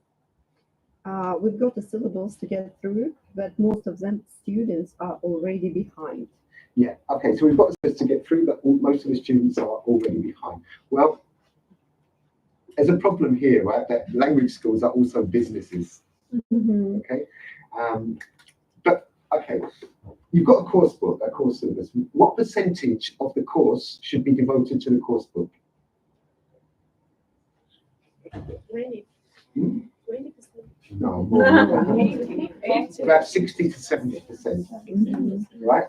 So it might be that the course material that you've got is not suited to their interests, suited to their lives and everything. So you can supplement that material 40% of the time. Yeah. And also more homework. No problem. Yeah. I make sure that the parents sign their homework. Well, I just want to face you, sorry. I understand. Yeah, so, parents, they want to get involved. With me, it's easy because I just say, sorry, don't speak Russian, right? But a lot of teachers, they get stressed about the parents say they want this, the parents say they want that, right? And you say to them, do you check your child's homework? Right. Get them involved, get them signing their homework, making sure that they're doing it. Right?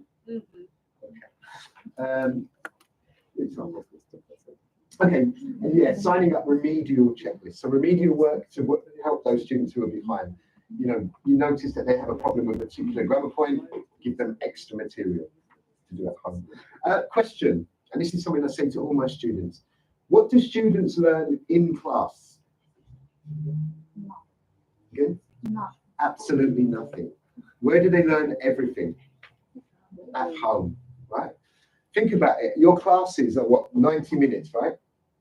What can you possibly learn in 90 minutes? Nothing.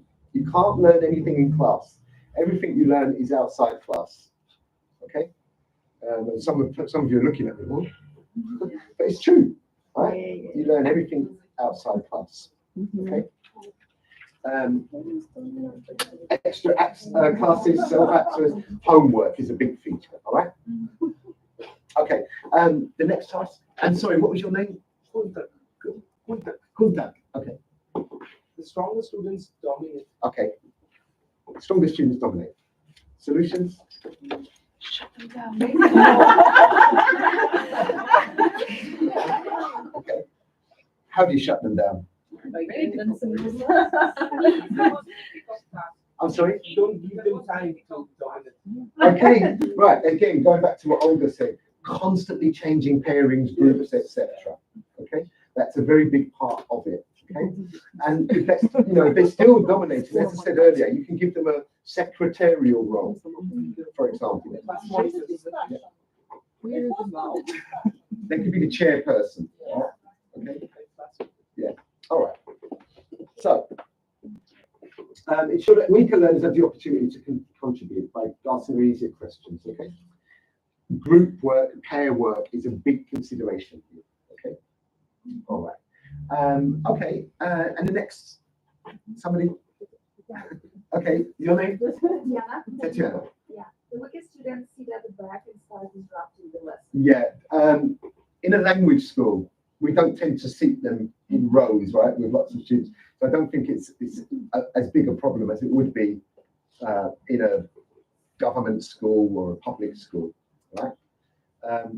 And actually, you know, you're the classroom manager, all right? So I don't think that's maybe I'm wrong, but I don't see that as a problem in these language schools. No? Okay. All right. Next one. Hello? Your name? Yeah. The weakest Sorry, what's your name? Christina. Okay, Christina. So the weakest students don't even try. The weakest students don't even try. Okay? Right. How? You can do it. Maybe divide the tasks into smaller ones. Smaller chunks, right? The other thing is you get these weaker students who may not even be weaker students, they might just be lazy, which again is a different ability, right? Yeah. So the student says, I don't know. Yeah, they like saying And you say, but I imagine. Okay, to prompt them, right? Okay. So you don't let them say, I don't know, you know, and you don't have to tell the truth. Exactly, you can encourage them to lie. I teach you how to lie. Exactly. But I always say, when a student says, I don't know, my automatic response is always, but I imagine. Event no one is going to investigate. I'm sorry? Event no one is going to investigate. Yeah. But practice, start doing that. Just keep saying to them, but I imagine. Very quickly, they know that I don't know is not an answer. Okay? Of course, there are times when simply they just don't know, right? Okay, fine. But you do encourage them to try just by saying, but I imagine. Okay? All right. So,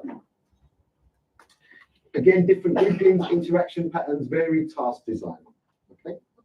All right. And the next one, this lady? Yeah, yeah.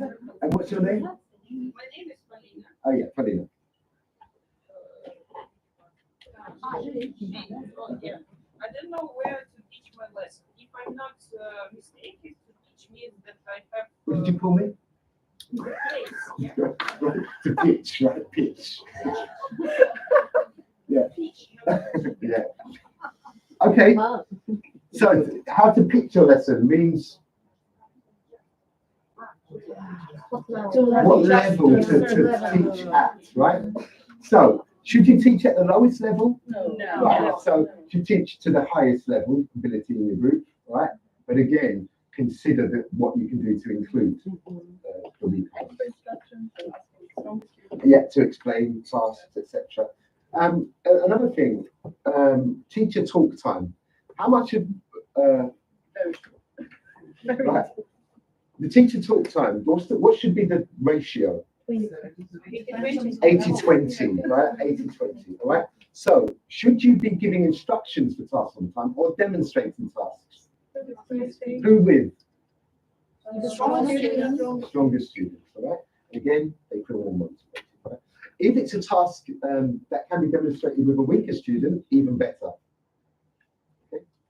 So, I often, when I'm observing teachers, I hear instructions now. Now I'm just going to give you this piece of paper, and I want you to write out your page and write down some words on it, and then turn over, and then I want you to do this, and then right? And the students are just like, right? So demonstrate, okay, involving different abilities as you do that. Okay. Providing tasks which are achievable, recognizing effort. This is important. You know, even experienced teachers, when a student gives a wrong answer, say no, which is not a good thing to do. Right? So you need to recognize their effort, right? Yeah, nice try, right? You're nearly there, okay? All right. Next one, and your name? Senior. Senior, okay. The weaker students are always asking me things in their own language. I want everyone explained in it. Yeah. So, what did I say? If they ask you something, well, first of all, it's easy for me because I just say, don't understand, don't speak Russian. I mean, you can say the same thing, right? I don't understand Russian, right? But what did I say earlier? If a student asks me something, what does this mean? Go and ask 3 other people. And the 3 other people don't answer him if he asks you in Russian. Okay? Right. So that's one way to get around that, okay? And often you find that those students are not necessarily weak, they're just lazy, right? And they need to be cajoled, encouraged, right? Okay. Next one, okay. Christina, thank you. She preempted my question.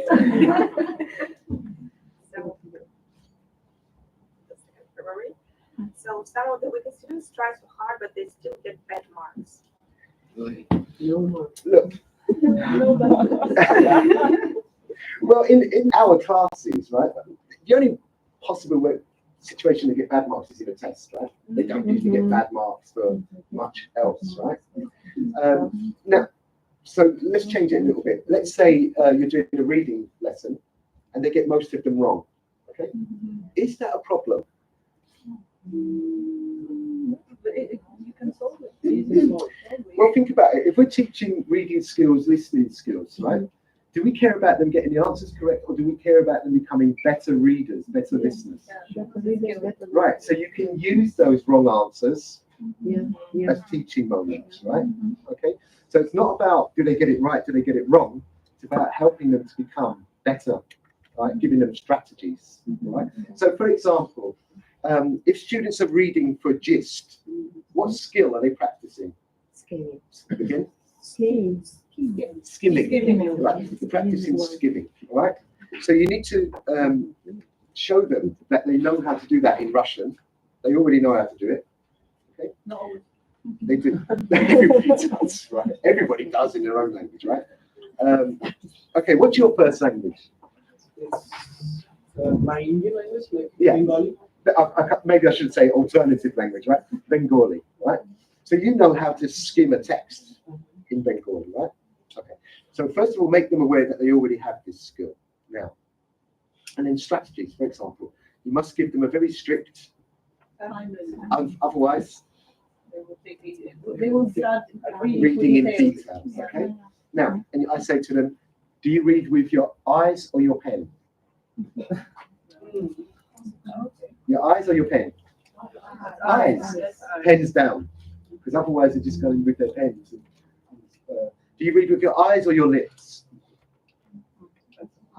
All right, so not right? That's slowing them down. And incidentally, there is never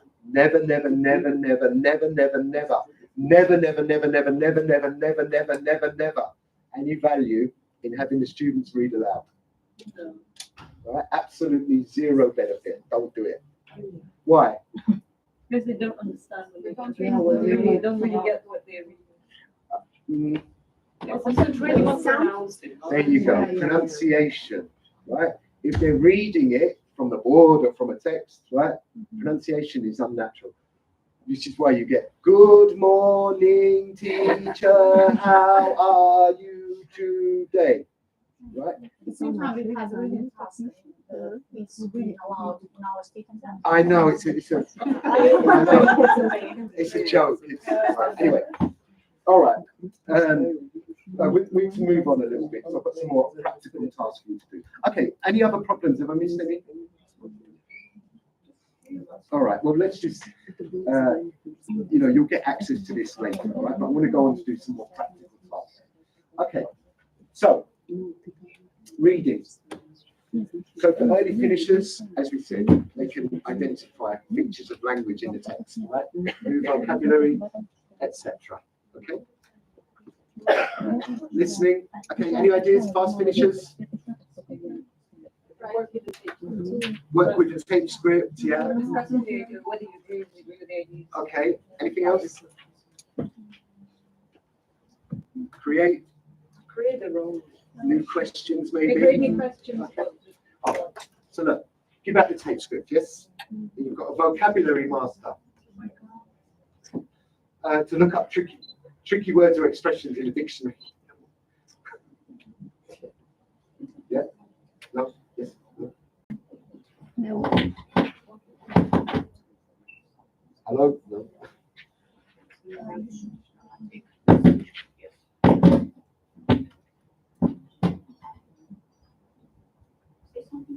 I love you.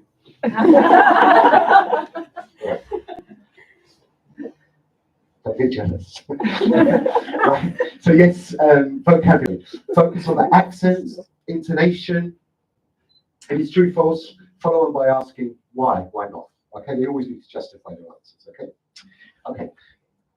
Speaking. Right.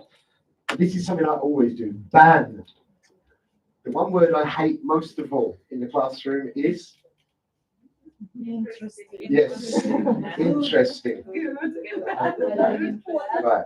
Okay, so that word in my lessons is banned completely. Okay. Sorry. Like. Ah. Do you know what is the most common word in English language now? Like. Oh, okay.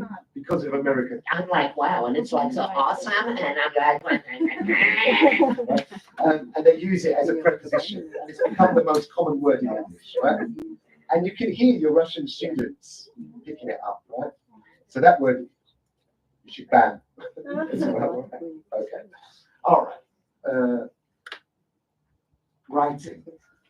Okay, what can we do with writing? The different abilities. One more time. Expand the text, add more adjectives. Okay, yeah. Okay, rewrite it in a different register, maybe. Yeah. Yeah. They could mark each other's writing. Okay. Collaborative writing is when we do something together. In Russian, right. So, yeah, don't correct everything because that's demotivating. Use a correction tone. Okay. And the beauty of that is you only need to show the mistakes in the first paragraph, right? With a correction tone. Because mistakes that they make later in the text are going to be the same. So use this and look at the next two paragraphs to find similar mistakes. Okay? No red pen. And no red pen. Okay. All right, so for weaker learners, pre-teach difficult vocabulary. If you have to pre-teach vocabulary, how many words?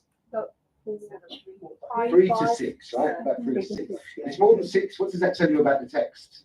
Too difficult. Too difficult, right? Too difficult. Okay. Okay, pre-teach vocabulary again. Always give students time to discuss answers. Give students to take script on the second listening.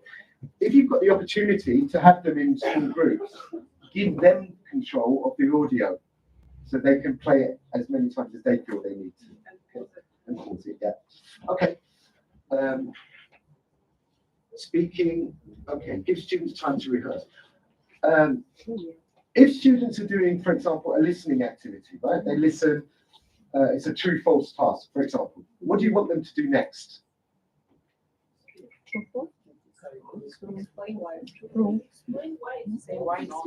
Discuss their answers in pairs, right? So listen carefully. You say to your students, right, discuss your answers in pairs. What happens? Right, students' fault or teacher's fault? Teacher's fault. Well, they need to be given the language to discuss. So, for example, look at, just listen, repeat. What's your answer for number 1? What's your answer for number 1? Repeat, repeat, repeat. Everybody, what's your answer for number 1? I said X, what about you? I said X, what about you? I said X, what about you? Yes, me too. No, I have a different answer. Let's check. The handsome teacher. But they need this language. They need it. If you don't give it to them, they're not going to discuss their answers. Okay? Right. Right. Okay. So you do you know what I mean by process writing? Yes, no, yes, no, yes, no. Well, process writing, do they work individually or in groups? In groups. Right. They edit, they plan, they draft, they correct, and then they do new versions, right? So that can be done with different abilities, all right? Now, okay. So this is a grammar task. Okay. Typical gap fill, right? So, what's the answer? She. I can see. Okay, she left early. Right, very good, excellent. The next one, he made the cake, right? Next one, I sat there for 6 hours. Next one, man read the book. Okay, very good. You are all very good students. What's the problem with this kind of task? That's a different problem. There's no I can't hear you. Okay. Any other problems? I would say there's no context. Well, the context would be made earlier in the lesson, I would imagine. No. Right. Okay. Look. It's a closed-ended question. Only one right answer. Okay. So an open-ended item has many possible right answers. More learners can respond, and learners can respond at different levels. All right. So a weaker student might say she left early. Very good. A stronger student might say she had left early. She arrived early. She went early. Okay. She went to sleep early. Okay. So rather than having the verbs in brackets, take them away. All right. Okay. So that it's more open-ended. They can use their own ideas to answer the question. Okay? Of course, if they're all very weak, low-level beginners, fine, right? But as you start getting more experience, more ability, take the verbs away. All right? Okay. And then with fast finishes, she left early. She arrived early. Why did she do that? Oh, do you think that's a good idea? So you can, keep them on their toes. Like, right? think of why. Yeah. What happened next? Okay. Right, you're going to write a poem. Oh, nice.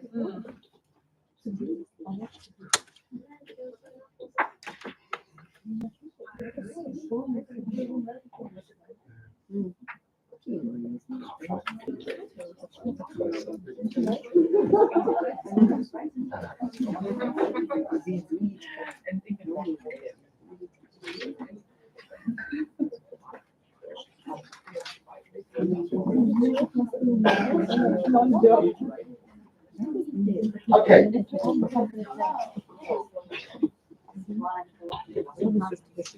You can see here 3 different tasks. Okay. Choose which one you want to do. Don't automatically choose the easiest one. Right? Right. Actually, what would your students do if I said choose the one you want to do? They would choose the easiest. So you're going to do the second task, the middle one. Right? You're going to do the first one. Okay. You're going to do. You're going to do the second one. Okay. You're going to do the third one. We still have the first letters. And you're going to do the first one. Okay. We can cheat. Right.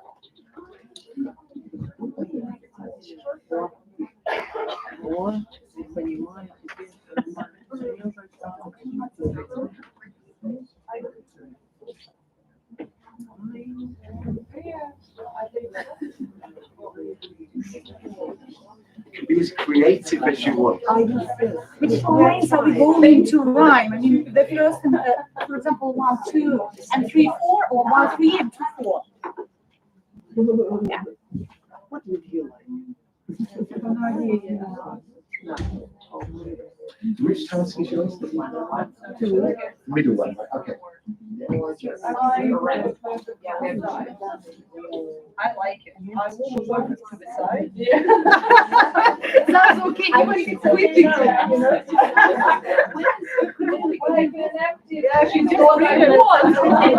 Which task? The first one. Okay. I get the challenge. I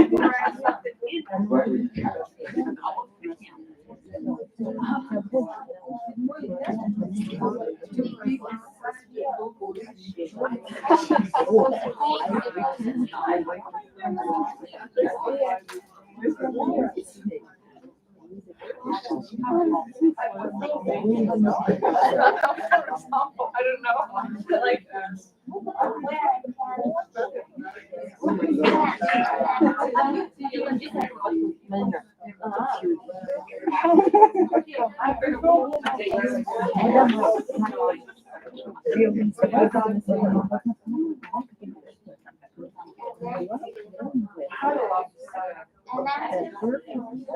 oh, where did it go? Sorry.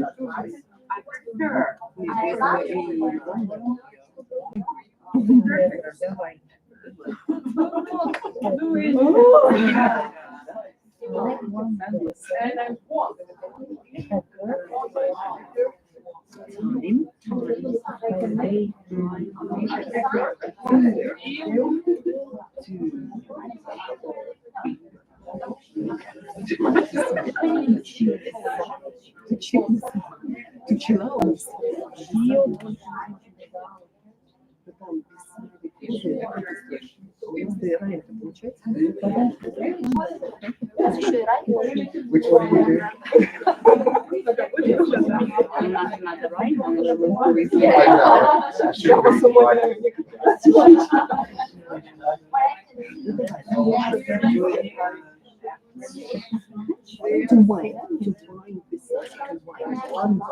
I saw that.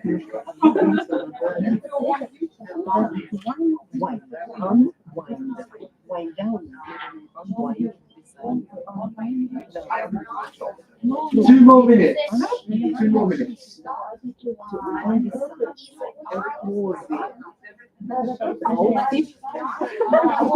Нет, подожди, там задача where I can.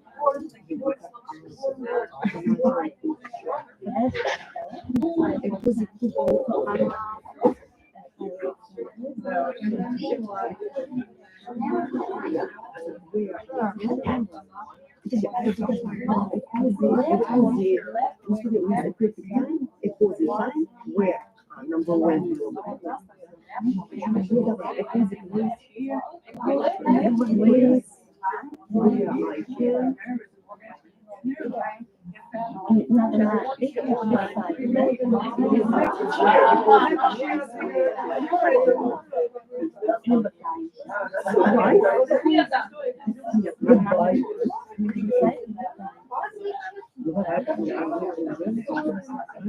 One more minute.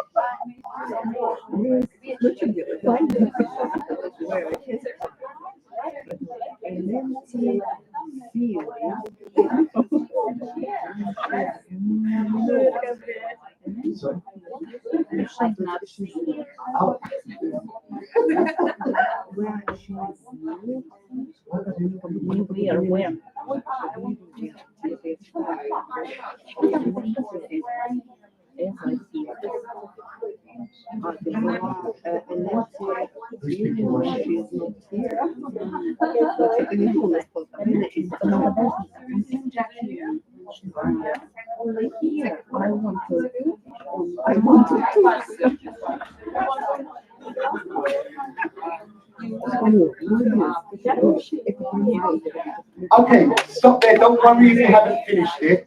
1, 2, 3, look at me. Okay. This group, let's hear what your poem.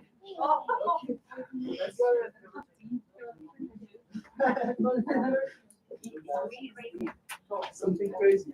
Okay, no problem. I love warm weather.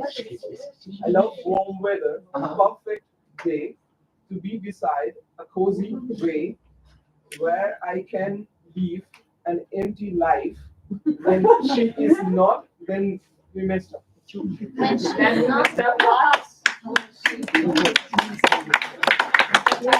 Okay, this group, somebody? Okay. Well, I prefer warm melody. It worships me behind. But I imagine. Future. Okay. You see? But I imagine. Probably fire. So like beside a cozy lap where I can nap, an empty chair where she is not there. When she is not there. Yes, I want her. Why not? On my face.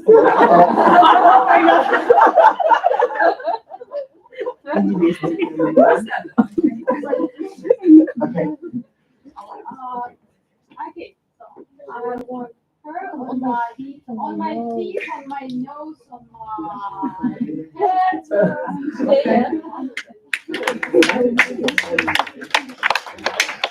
Okay, let's see from the group at the back.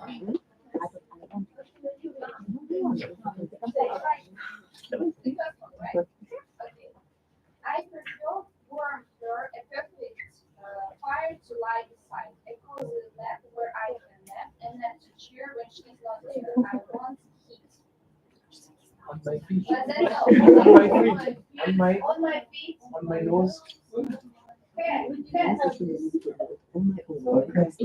All right. I'm going to show you the real one.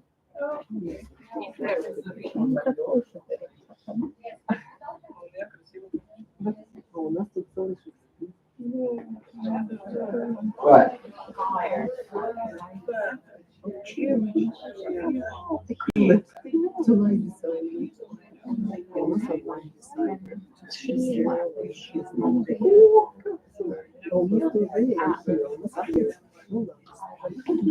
Okay, now,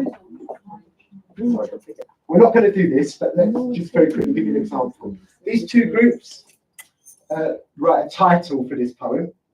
Okay. Yeah.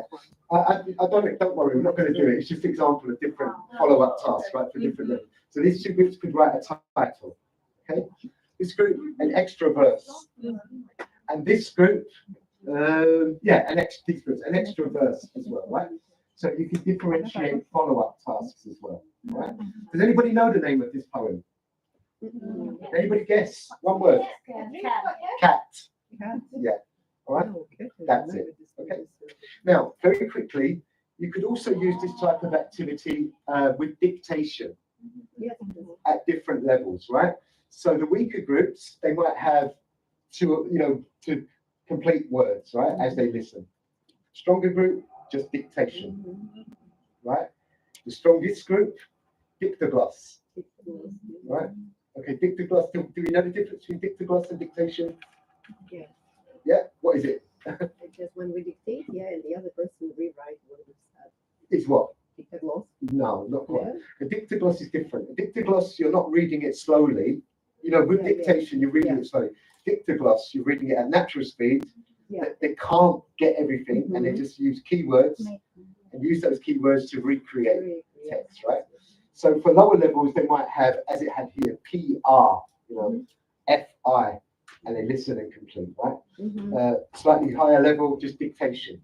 Higher again, dictogloss. So dictation is a very, very useful tool to be using with your mixed ability groups, okay? Now, okay, that brings us to the end of this session, and it's time for coffee break. Right?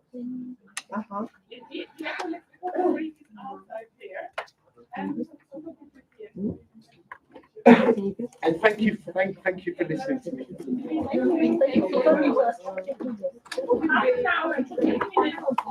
Finally, it's a joke. That was worth not here. Say it out loud.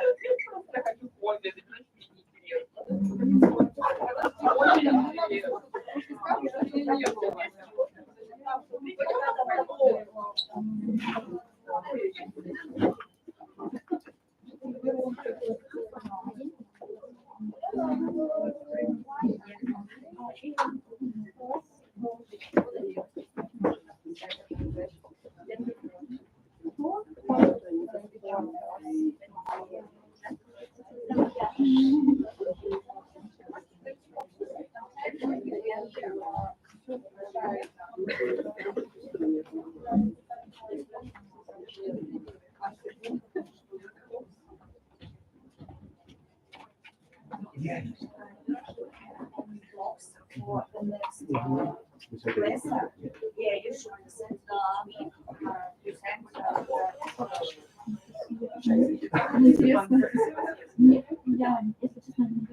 and we have How do you want to show it?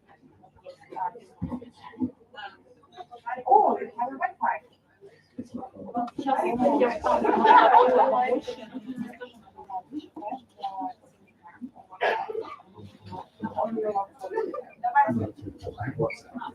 Okay, this once.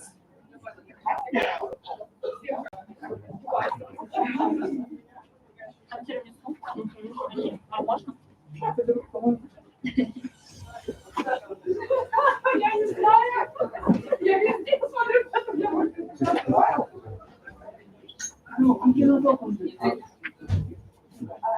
I'll try. Yeah, the students can't, the trainers can't. I didn't know they needed Microsoft.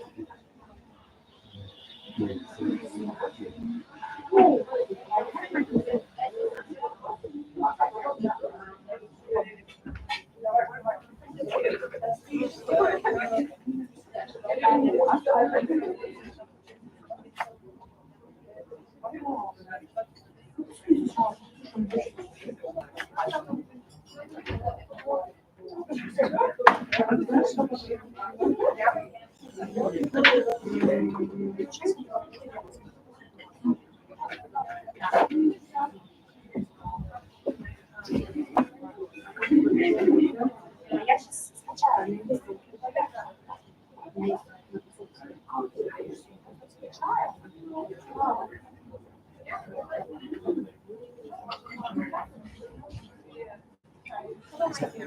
For a while. Okay. Let's finish it. Take your time.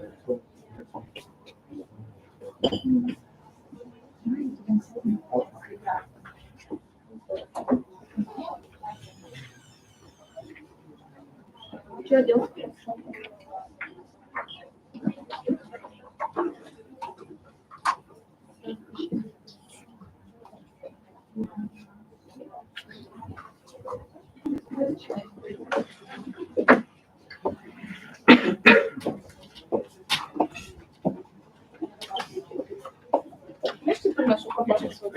Анастасия, а Николь, пойдем сфотаемся школой? Мы все, правда, с кружками.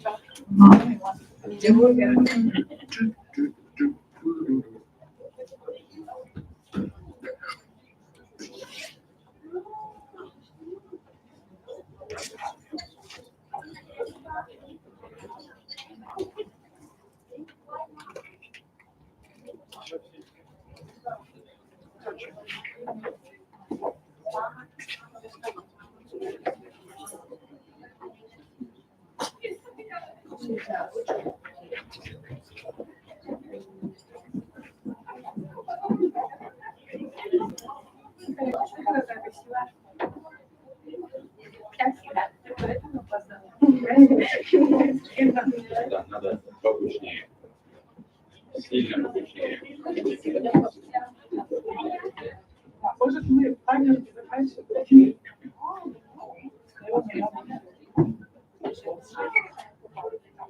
So, do you want to just put your WhatsApp in?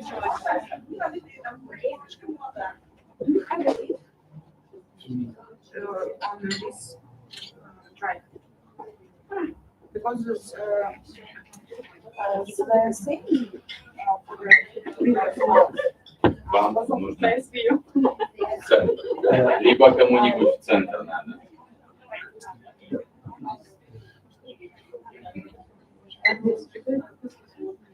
А вам поближе. Еще ближе.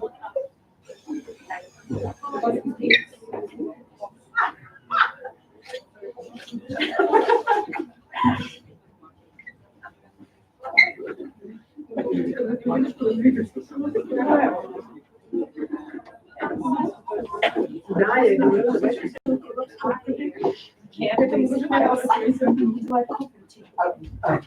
Don't worry, I'll just a bit busy. I'll come out. Thank you.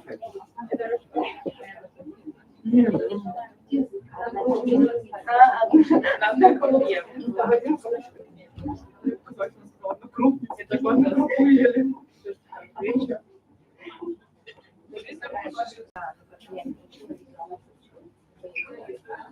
И теперь ближе к баннеру.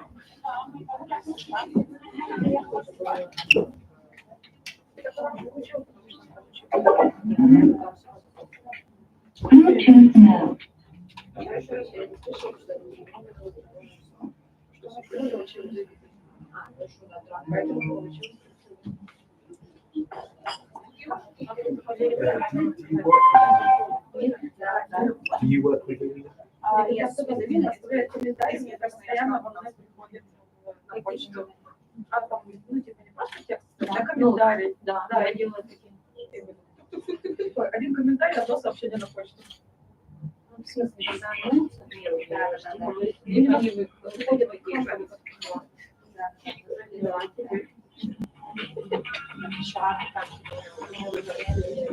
Стоим, стоим, стоим.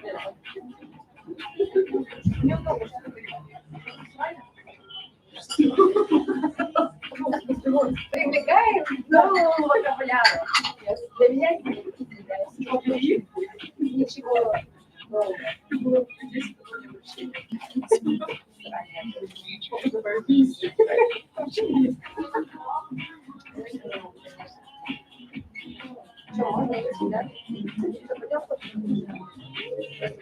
Девочек тоже надо позвать. Вот это. I've just sent the 2 links to yeah. 2 links. Okay.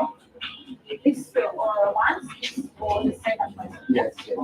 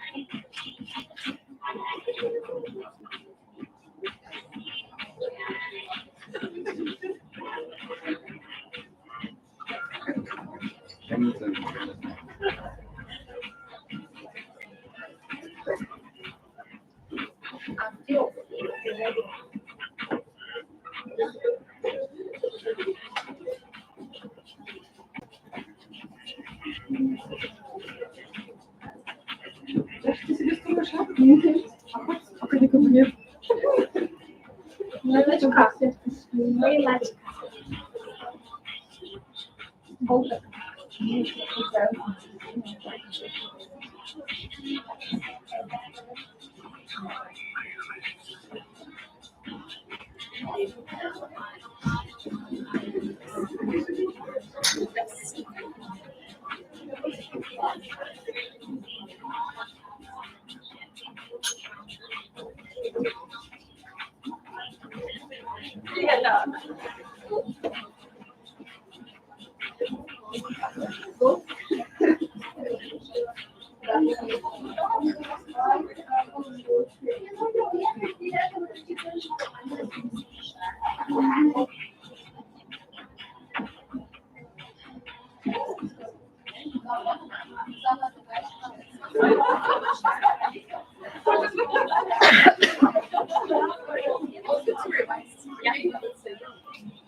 Really familiar for you.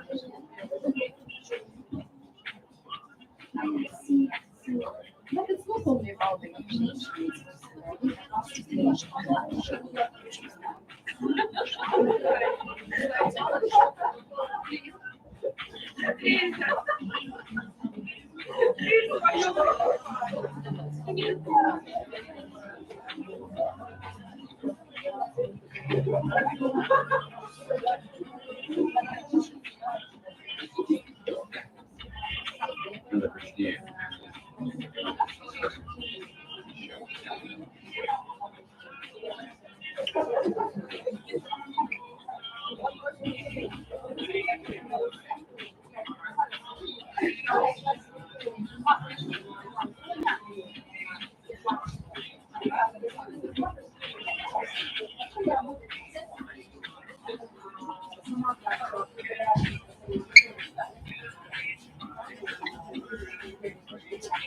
Еще больше.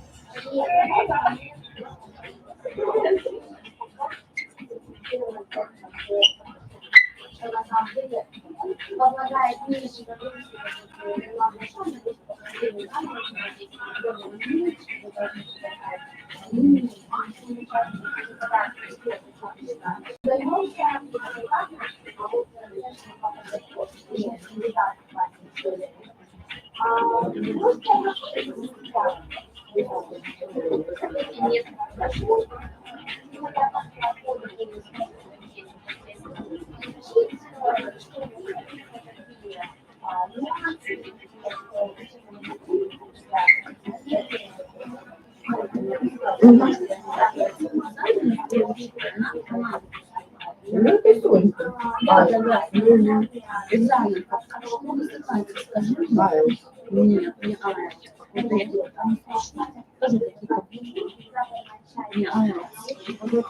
Ну, там только Айлс, по-моему, это смотришь, слушаешь, что там Москва сказала. Мы с вами разговаривали, я не звонила. Да. Что я тебя знаю? Маму знаю. Я так уже не мешала, потому что... Так, 12 минут. Сейчас сессия от часов. Очень приятно.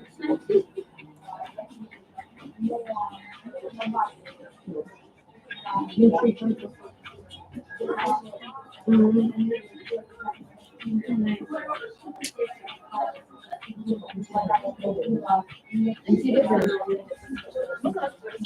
Потому что я даже когда писала Иришке Роговой, она сказала, и писала эти варианты, которые там.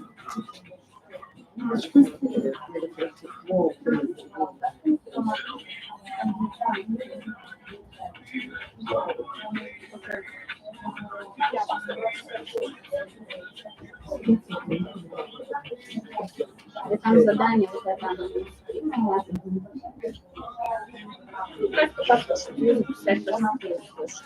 Они еще чуть-чуть.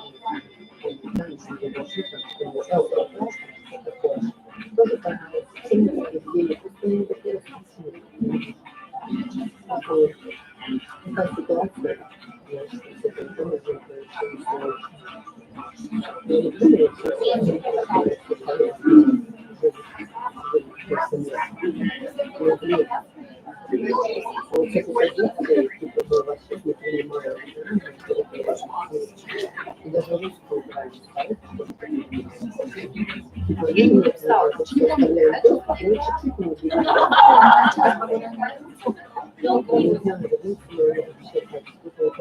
Я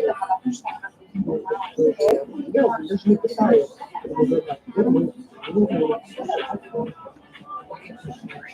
Видишь, Венедикт свои гизы сделал.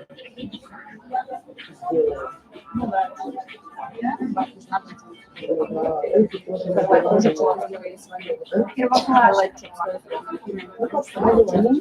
они берут версии.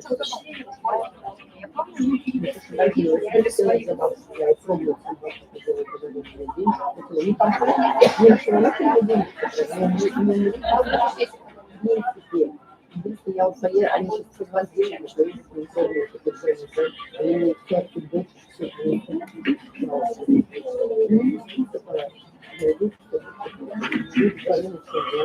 А вот учиться я не умею.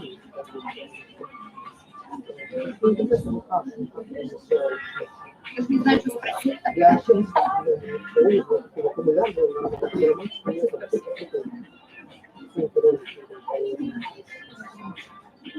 много вокабуляра. Это просто вокабуляр. Просто я не знаю, все я не и когда ты что-то надо было активироваться, потому что у меня здесь система, я онлайн старалась. Короче, я разговариваю, зайти, короче, да. И я захожу, а там их дома идет.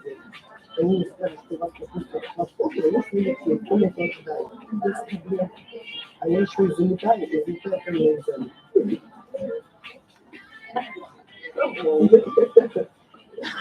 А так уж они не увидели, я научилась язык. Уже все включила, он сидит, потом наше время, он очень чтил связные, балабан, водитель, да, что, ну, что не очень детей. Какой не получил.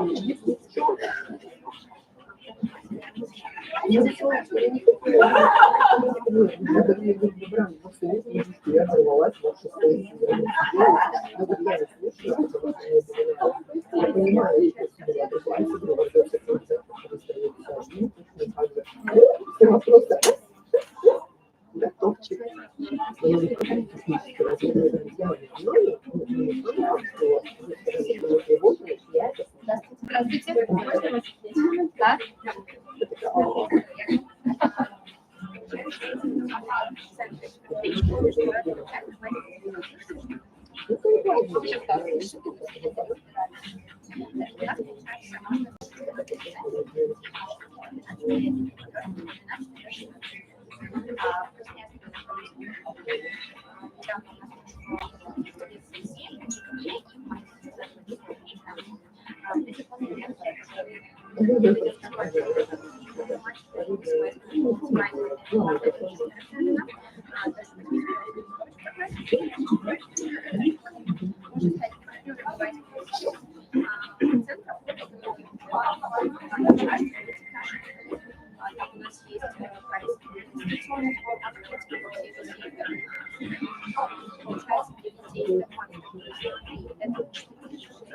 Окей.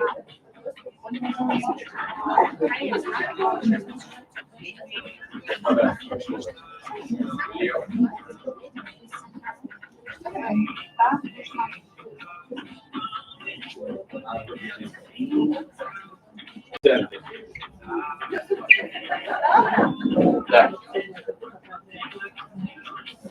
Не настолько пропустить.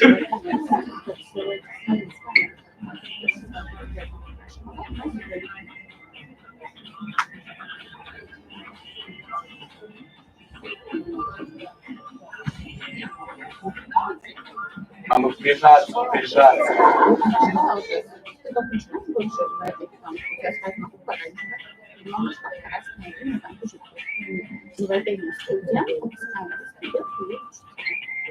там автоматически перекашивается.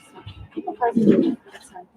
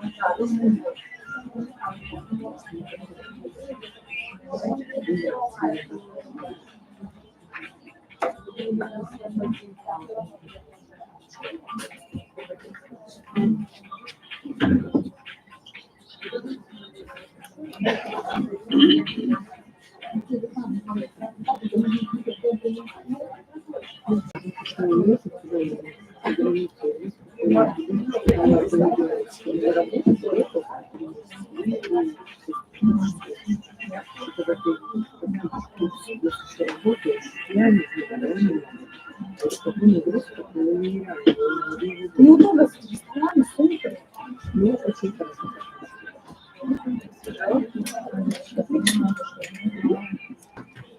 Ну, потому что студенты обманчиво впечатление. Если меня сон предоверяет на идею почитать книгу, я могу сказать, я ничего не буду делать. Ну, я конечно, не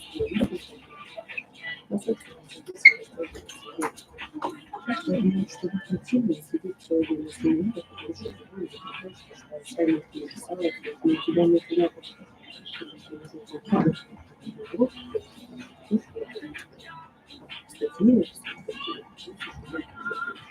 Статьи, я как бы закончила,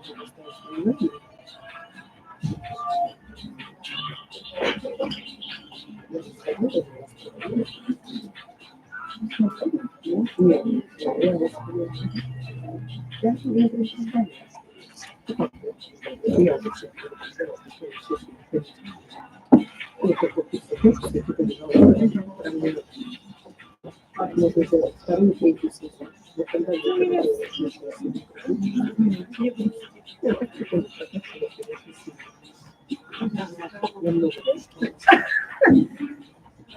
Наташа, нашла?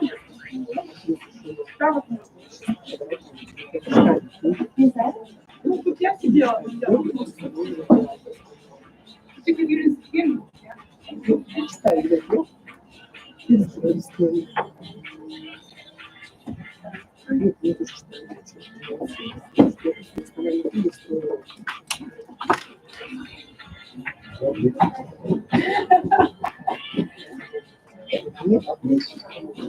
love you. Sorry.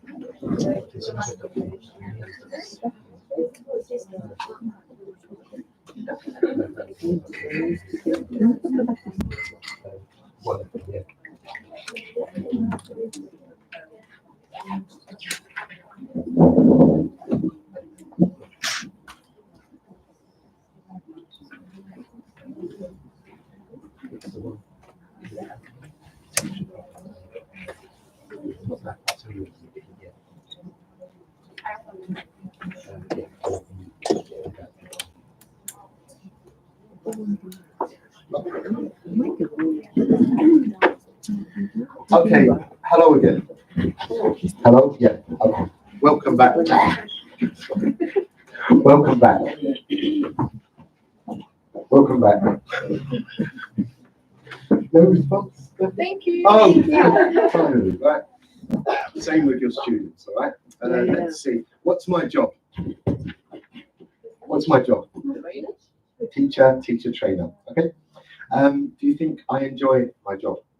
You think I do, right? What makes you think I enjoy my job?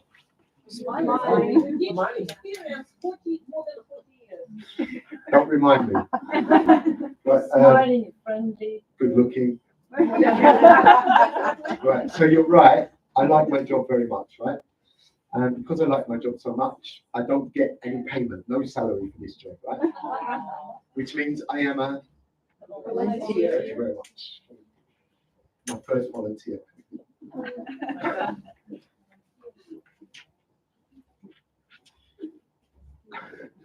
I want you to be a typical teenage student, right?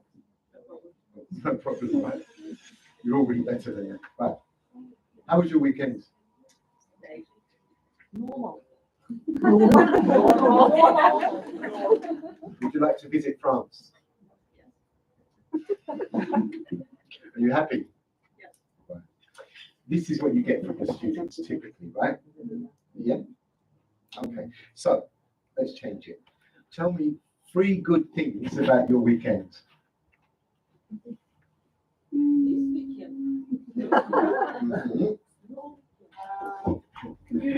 Okay. Okay. Tell me 3 things you'd like to see if you went to France.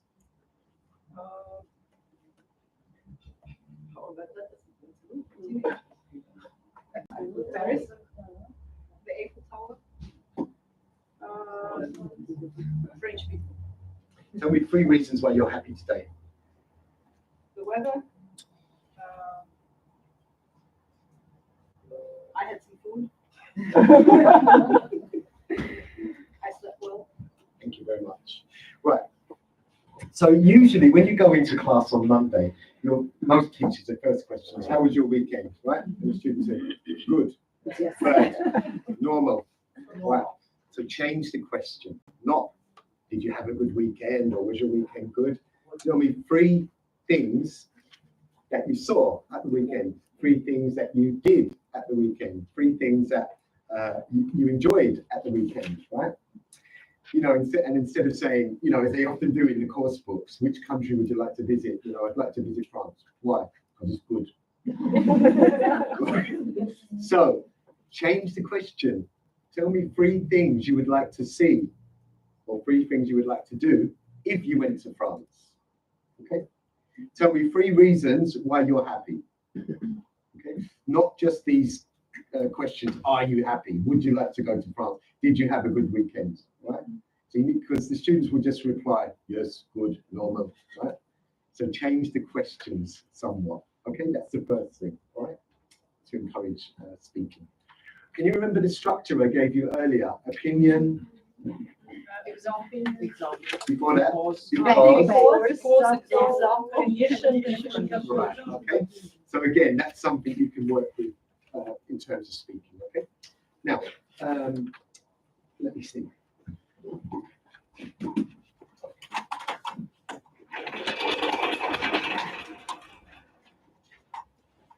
I'm going to write just some simple questions on the board. Okay.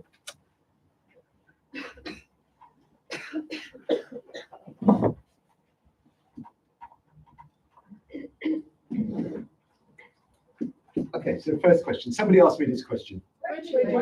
Russia. Ask me again. Whereabouts in Russia? No, ask the same question again. I live in Stavropol, small town in southern Russia. Ask me again. Okay. I live in a new apartment in Stavropol, small town in southern Russia. I live in a really nice apartment, newly built, which is in Stavropol in southern Russia. So this is another exercise to get the students speaking more, right? So work together, okay, in smaller groups this time, 2s or 3s, all right? And you're going to ask the same question, let's say 5 times, right? Each time, your partner has to give extra information, okay? Begin.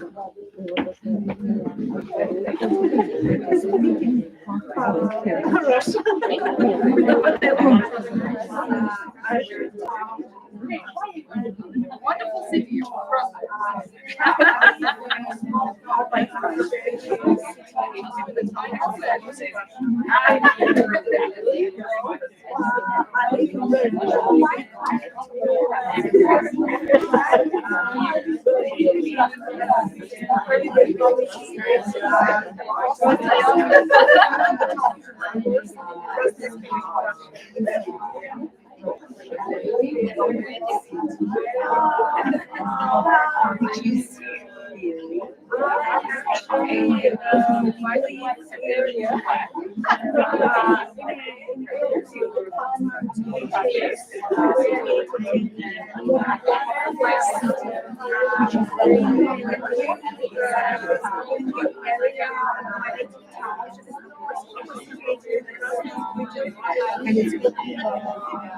So where do you live?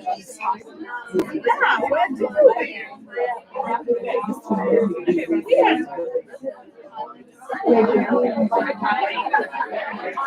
Okay, stop. Next question.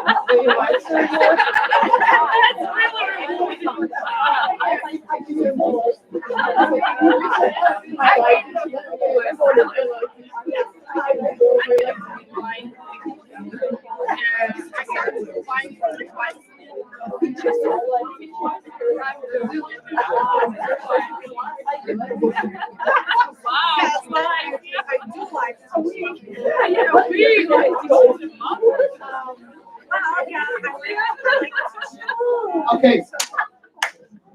Thank you.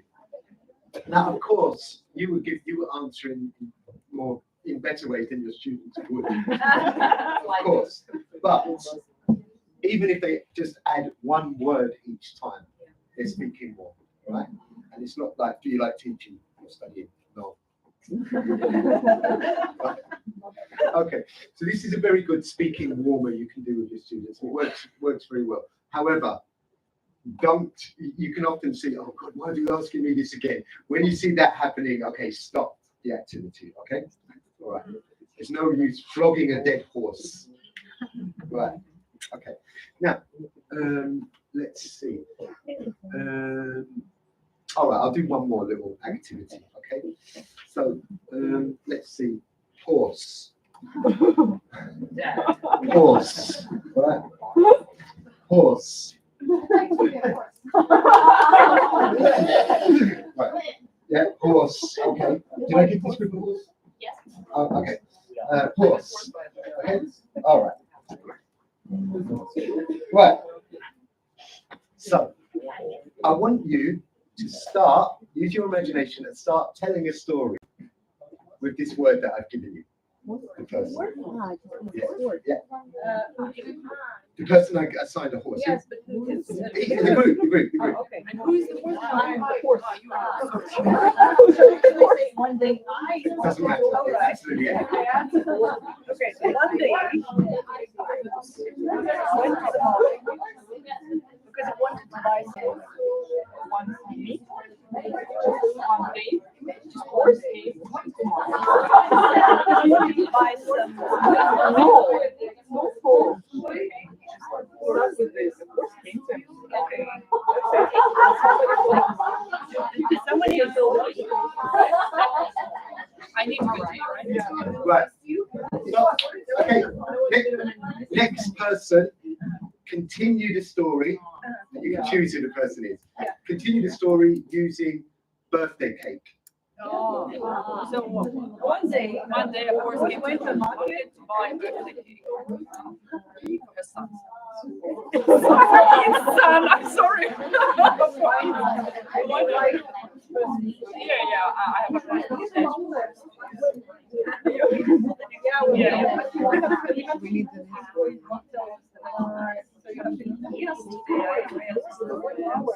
Developed procedures. So you start the next sentence with the present the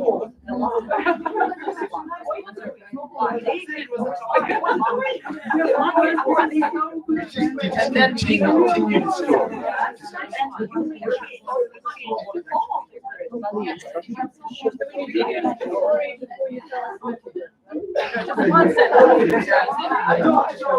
Just continue telling the story, but basing it on your words. So we came to the market to buy a birthday cake for his son, but it turned out that they decided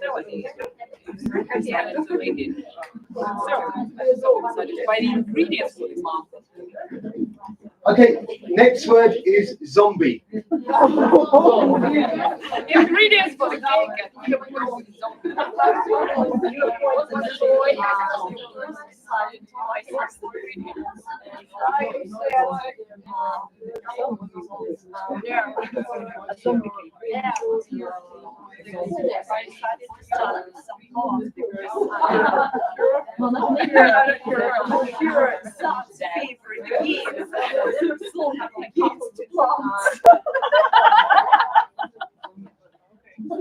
Is there? Yeah. These boys, it was very popular. Never heard of it. Okay, listen, next word is Mount Everest. Mount Everest.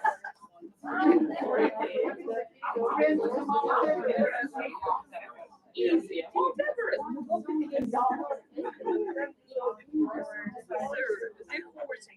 Buy some ingredients and decide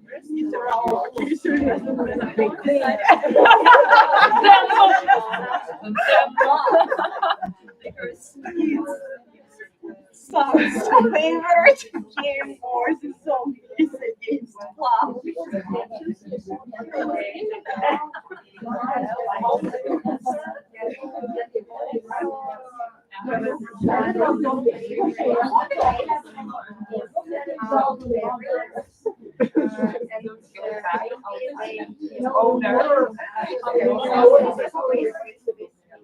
Okay, oops, sorry. The next word is Joe Biden. Oh, Joe Biden. Yeah, Scott, listen. listen. Hello, hello, hello.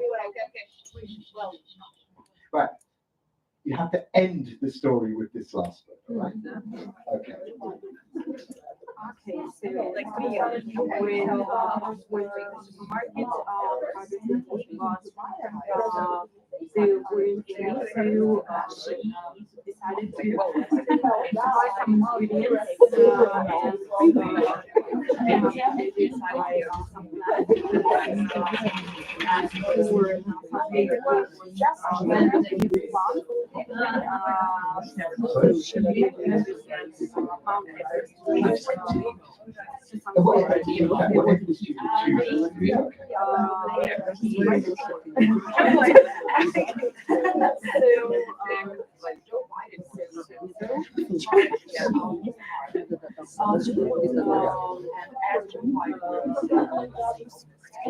okay, no, she didn't find any plants at the supermarket, so she decided to go to the mountain. Okay.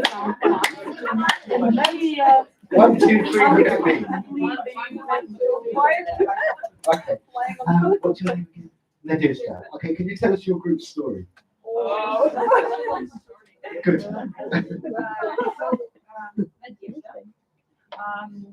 Had a toy horse in her childhood. And once when she was 5, she had a birthday party, and when her mom brought her cake, so everybody understood that it was half eaten by her horse, which turned out to be alive, zombie horse. Yeah, then this zombie horse decided to travel and go to Mount Everest. Then, so I don't remember the so I remember. Somebody help us? He got alive there, obviously to drink from the well, where there's cold water or something inside it, so it got alive and decided to take a trip to the United States. Where, like, when entering the airport, it met Joe Biden, who was leaving his car, like his limo, like that. And yeah, got that. So he fell dead because he was actually shocked by the size of this horse. And He died. so he fell dead. Yes. Oh, okay. Okay. This group, tell us your story. Once a horse was peacefully placed in the field, and he decided to make a cake for his friend's birthday. Later, while the horse was sleeping, a zombie appeared outside his house and was just watching the horse sleeping. The horse was dreaming of the Mount Everest, and suddenly the horse saw Joe Biden on the peak of the mount and falling down from the mountain. When he fell down, there was peace in the whole world. So the horse achieved world peace. Okay. Okay. And this group. Do you really need it? Yes, please. Now, watch what happens differently here. Okay. So, as we started our story once upon a time, there was a horse. What was the horse's name? Yeah, with no name. No name. Why did he have no name? We didn't come up with the name. Pony, yeah. His name was Pony. Who decided to name him Pony? This girl, if I'm not mistaken. Okay. Just named it. So the horse didn't like walking at all. She Why not? loved staying at home. Why? Because she So yeah. the horse was depressed, right? Uh-huh. Uh-huh. And once her birthday happened, How old was he? Or she? let it be 5 years old. 5 years old. And What was the date of her birthday? why don't you so many questions? There's a reason for this. There's a reason. Right? What happened next? I don't remember. How you is my group. So how was it connected with Mount Everest? So then she didn't know how to celebrate her birthday and decided to go to Mount Everest, Why? where she met Joe Biden. What was Joe Biden doing on Mount Everest? As usual. Also true. Also Joe Biden. So, and that's it, the end. Right. And time is already here. So, well, what I was doing there was bombarding her with questions, right? Now, why is that a good thing to do? Well, she might not think it's a good thing to do. Why do you think that might be a good thing to do? They do something instantly. Right, so they're thinking on their feet, speaking fluently. You know, students never speak more naturally than when it's done without planning, without thinking, right? For example, I remember when I did Delta, one of my colleagues did a speaking lesson, right? And you got them to make a cake in the lesson. So for example, and then you got them to taste the cake. So the responses were automatic, unplanned. That's horrible. Ah, that's lovely, right? So when you throwing questions like this, yeah, the responses are completely natural and unplanned. Okay. So whose story have I not heard? This group. Okay. So this time you listen to their story and bombard them with questions. Right. Don't let them relax. Go. Somebody. All right. Once upon a time, there was a horse which which I'm doubting. It was black. It was a black one. Sorry? It was like 5 years ago. So it needed a birthday cake for its son. That's why it went. Was it an older son or younger? It was the only one. The only one. Yeah, the only son. How When old was the was the birthday? son? 5 as well. You would be surprised to hear it, but It's my favorite number. yeah. So it turned out they don't sell any birthday cakes there, so that's why the horse decided Why? to They do sell Why? them. Was Where it a did COVID they then? live? Sorry? Where did they live? This gentleman was first. Why? Too many questions. Sorry. Can you skip one or two? They live somewhere outside the city. I don't remember exactly. Which Do you city? need the address? City. Which city? This is the wonderful city of Krasnoyar. Oh, Joe Biden Christmas conference. Yeah. So what happened next? About the zombie thing. Yeah, the zombie thing. That They didn't have any cakes, so she decided to buy the ingredients and to bake the cakes. When did she decide to buy it? Right there on the market. Right there in Yeah, the market. So was it an Asian market? No, it was Well, actually, I didn't specify which market she went to, so Okay, how much money was she going to spend? 1,000. Did she prepare a list of ingredients? Because she was hoping to buy a ready-made one. A ready-made cake? Yeah, Is yeah. all racist. Oh my God. I don't think so. All right. How many layers? Okay. Yeah, I have no idea. Okay. So this acts as what we call a noticing task. Encourage the student to notice gaps in, the story, in the information, right? A follow-up task might be they could write the story. Okay. But the idea is not to let the students rest. Okay.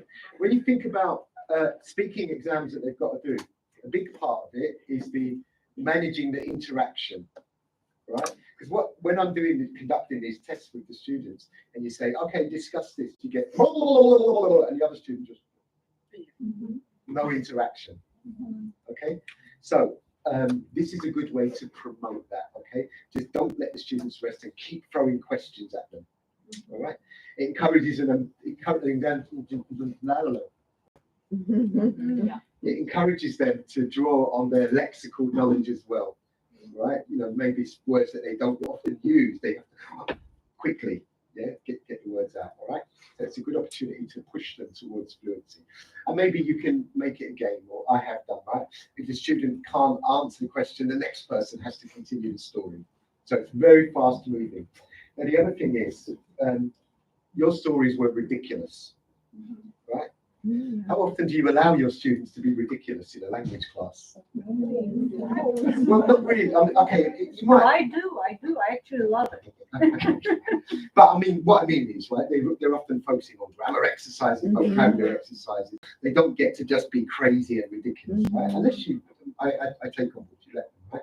But you should give them that opportunity because they become more creative, they want to talk more, right?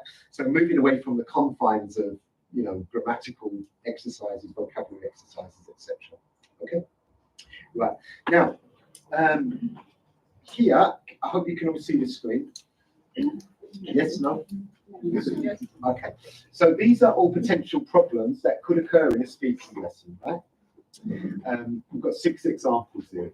So think about why they happen, how often they happen, and what do you do to deal with these problems? Okay?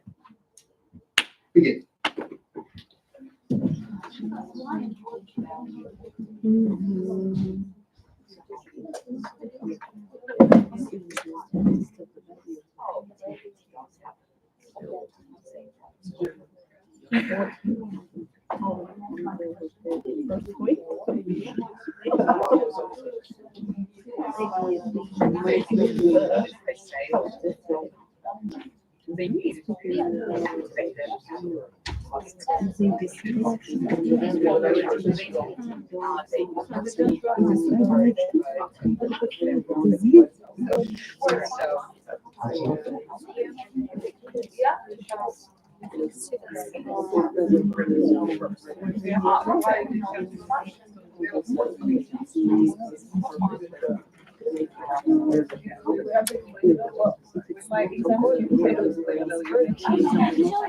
They're not convinced because they don't know the value of the teacher doesn't explain that they can upload the presentation and why they are doing this.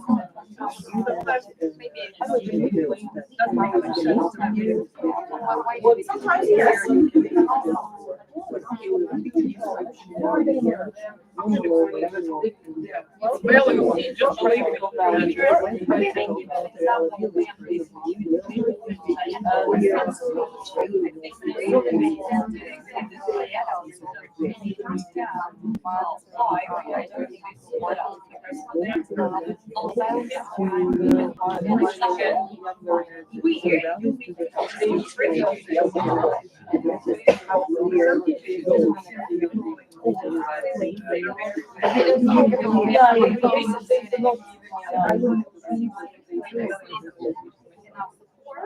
In this case, just because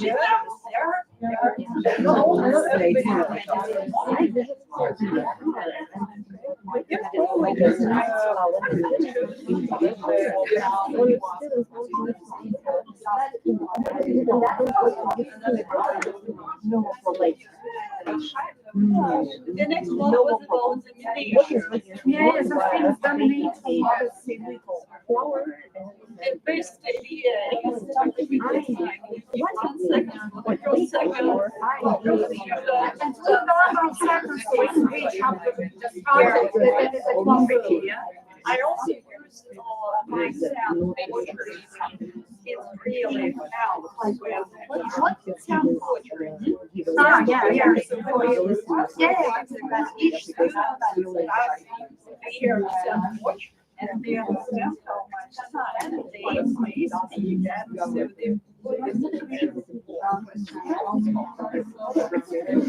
people get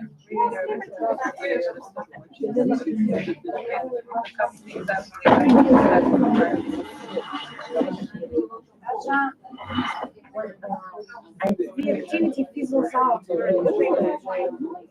Okay, probably was not really carefully planned. But then yeah, perhaps the problem is irrelevant. We just have nothing to say about it.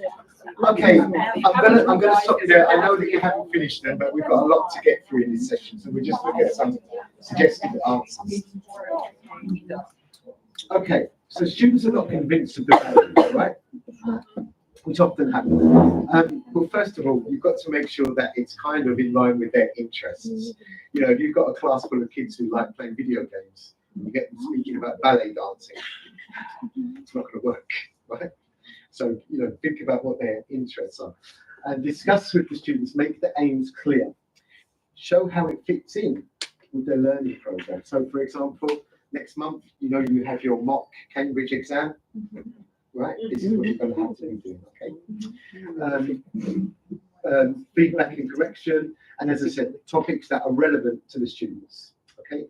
There's a problem with, for example, if we speak about Cambridge exam, Yeah. and there are some topics, and some students react in a very strange way. So as an examiner, you choose a topic which you think will be fine, but they still say, "Do you like sports?" No. All right. So I mean, when it's about exams, you probably should just let them know that they have to. I do. Yeah. I agree, and I do say, look, often you have to speak about things that you're not interested in. The other thing is, and it's a good opportunity to practice. You know, for example, let's say, for example, you believe that alcohol should be banned, right? Right. Maybe you don't think that, right? But a good skill for them, for them to develop, okay, is choose a view that is the opposite to what they really think, and they have to argue it. There's one more thing. You give a statement, and you don't tell them whether they're going to support or disagree with the statement, but they have to think about both sides. Yeah. And they also have to, I'm going to demonstrate that later, they also have to anticipate the other sides, what they're going to say. Okay. All right, look, some students dominate, others say little. Okay, so quiet students together, play some background music. Right? What kind of background music?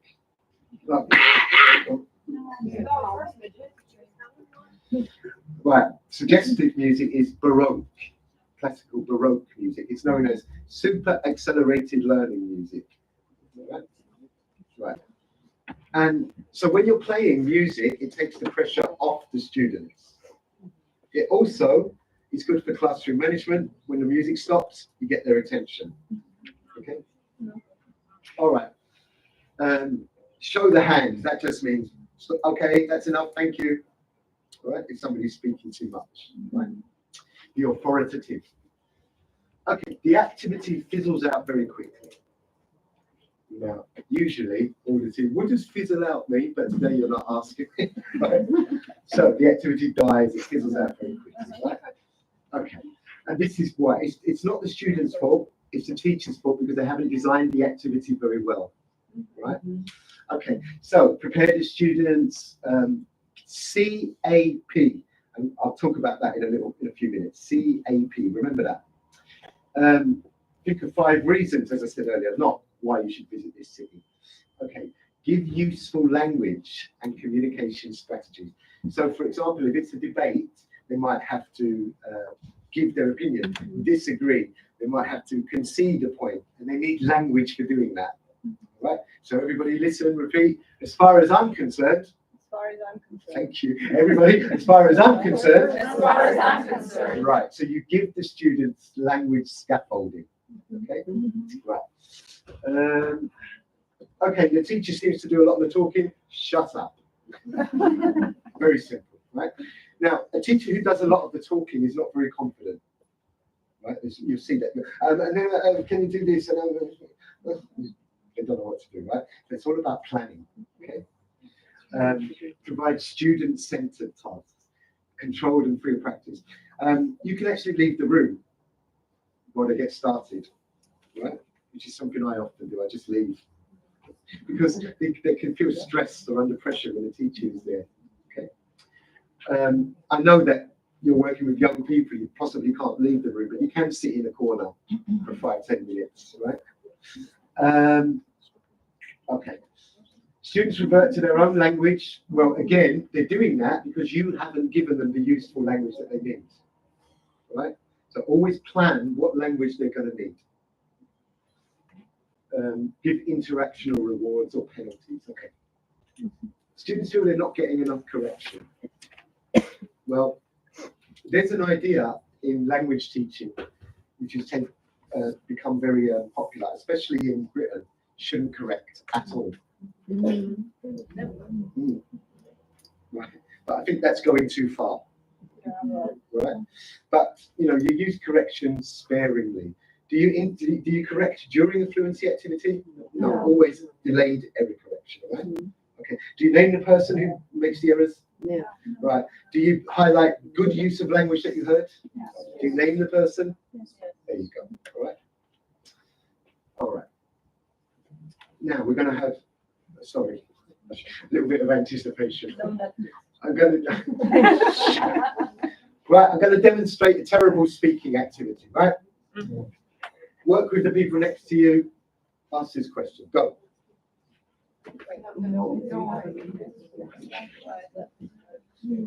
you have Netflix? No. Why have Netflix? I don't know. I don't watch it. Because there are a lot of them. And I even come to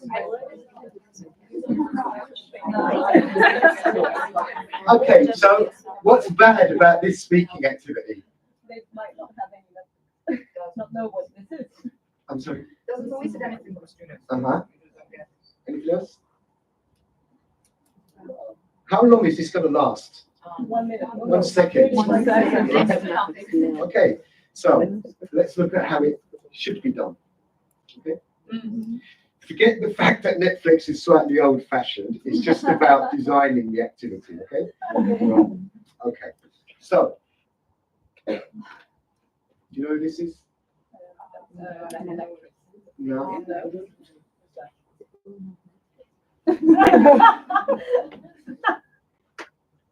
Is it your wife? Don't get jealous. Yes. Right. So this is my wife. How does she look?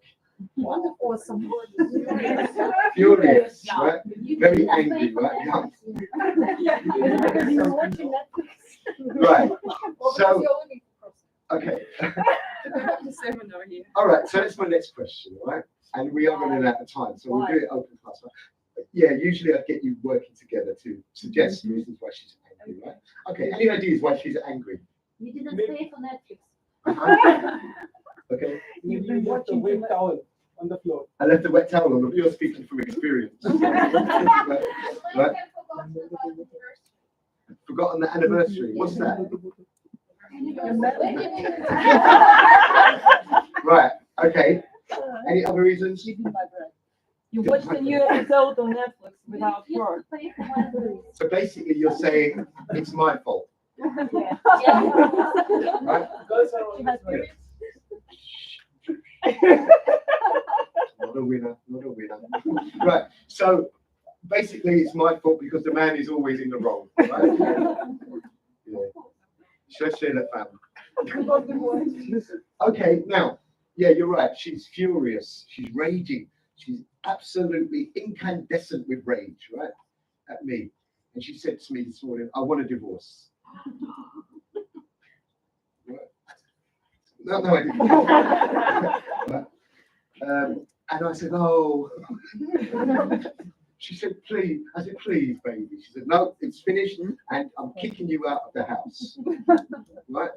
So now I've got a problem. What's my problem? Homeless. Right. And okay, and I'm a poor teacher. I have very little money. Right. So, any advice for me? She's not going to take me back. That's not going to happen. Okay. Find another wife. Once bitten, twice shy. Any other good advice? Apologize. She's not going to accept it. She said she made that clear. Move on. Diamond ring. Diamond ring. What do you think I am? Rockefeller. Well, I'm homeless. Listen, my big problem is I'm homeless and I have no money. What should I do? No, we don't. Play the guitar and sing English songs. Yeah, start busking. Any good advice? It's good. Go back.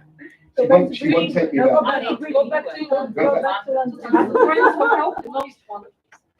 Ask friends for help. What kind of help? Financial.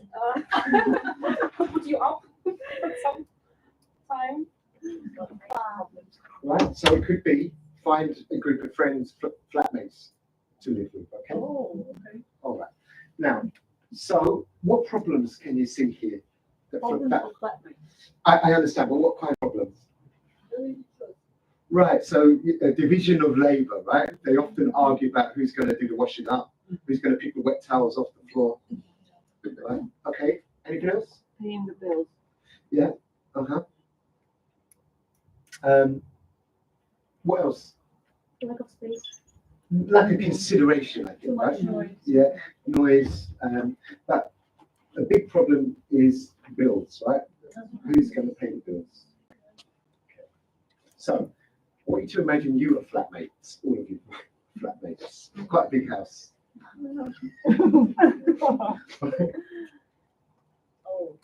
Netflix, okay? So you are flatmates and you're going to argue, discuss whether or not you should get Netflix for your flat, okay? So, let's say, okay, so what have we got? Group A, you think it's a good, this group, you think it's a good idea to get Netflix, right? You think it's a terrible idea, okay? Terrible idea. You are undecided, okay? You think it's a great idea, and you think it's a terrible idea. Okay? So, wait.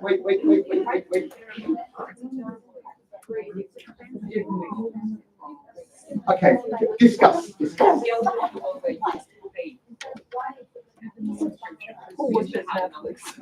Me? Forget that it's old fashioned.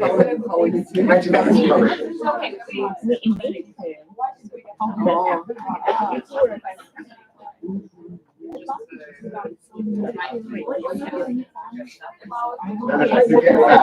Imagine that Netflix is kind of a good distraction activity for the evening after this.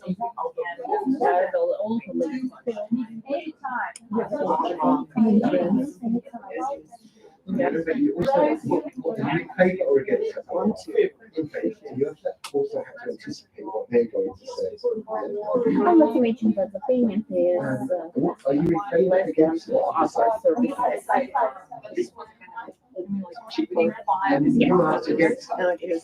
You can chip in, you know, The other well, side. in a group, yeah, Kill their argument. so it's not gonna be there.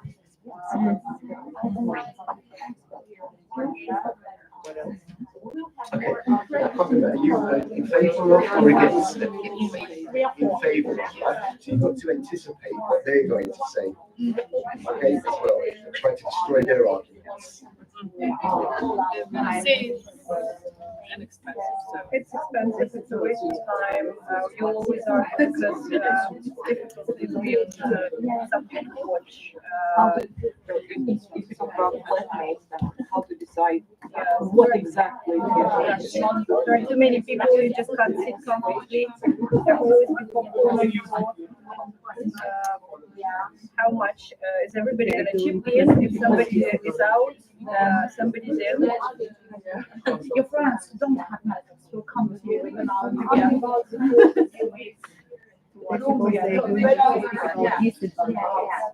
And we need to break there.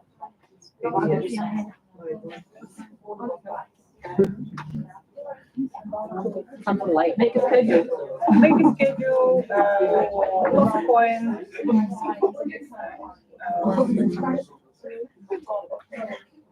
Imagine that expired.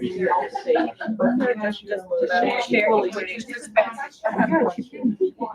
It's been made illegal. But if we invite friends, don't let them watch more. How to control? Yeah.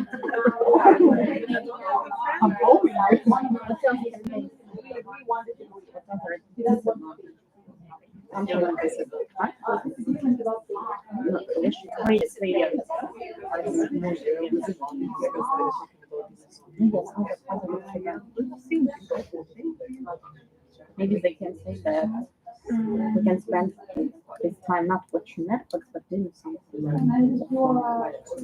Play board games, for example.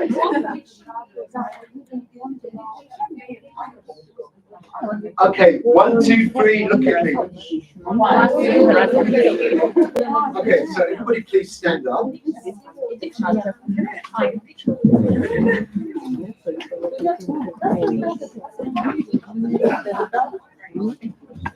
Okay, and form new groups where different opinions are represented.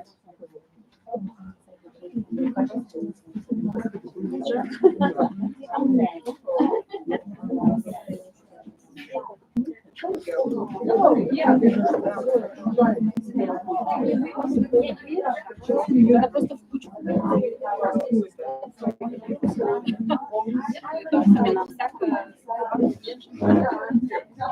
So, right, so just make sure you're in groups where everybody's opinion is represented and sit down together. Yes. I can stay here because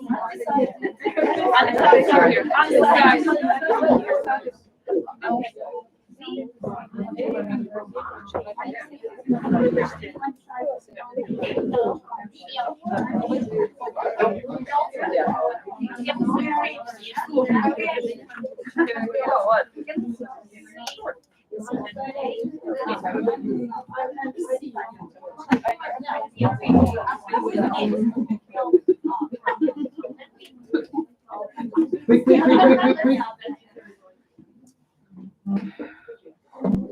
Don't worry, I'm sure there's different opinions represented here.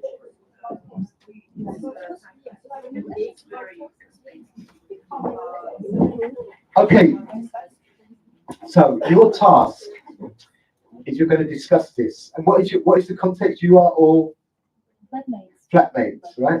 Arguing about whether or not it's a good idea for you to get Netflix, all right? Forgetting that Netflix is a bit outdated, right? Now, and your job, your goal is to reach an agreement, all right? Now, so listen carefully. First thing you might have to do is give your opinion, okay? So, what can we say to give our opinion?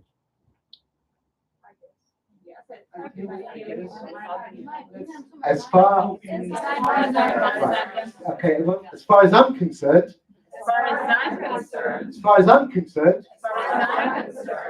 I really think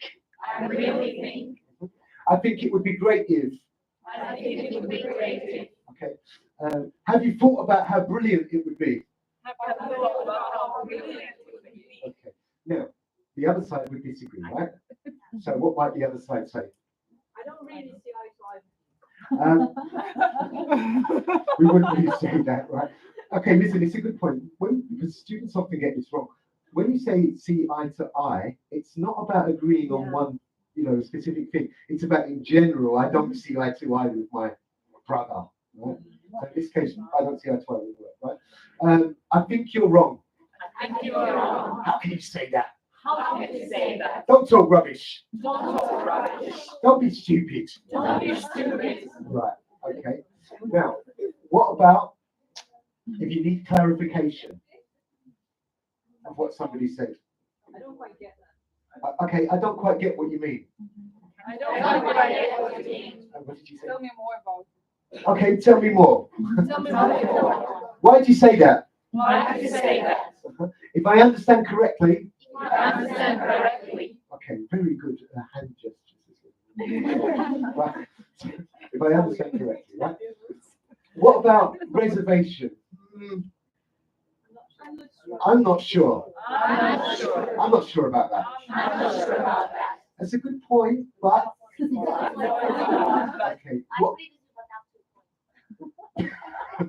Too formal, right? Remember your flatmates in an informal setting, right?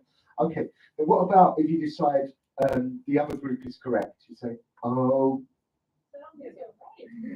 okay, right. So, but listen to the pronunciation. Okay. Okay. So you're conceding the argument, right? Okay, you win. Okay, you win. All right. Let's have it your way. Okay. Now remember, you have to talk and try to reach an agreement about this. You can be angry. You can be extremely angry. Doesn't matter. Don't be violent. Okay. Begin. So guys, I think it's a very bad idea to watch Netflix per se. So I just think, well, it's very expensive. I can't afford it. Can you? Well, it's really old. It's not. Okay, stop. Listen. Remember what we did a few minutes ago? When you were telling stories, what was I doing? Interrupting and bombarding you with questions, statements, etc. Right, go. How much? Well, I don't know really, but I heard. Who knows? They don't know. Maybe. How much? It used to be 750 or 800 pounds. Oh, it's not.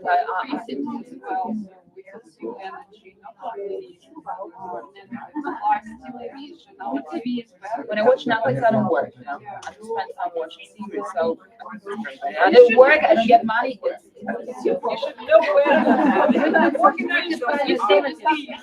You even more because so we don't need it. So that's so many. And if you boost our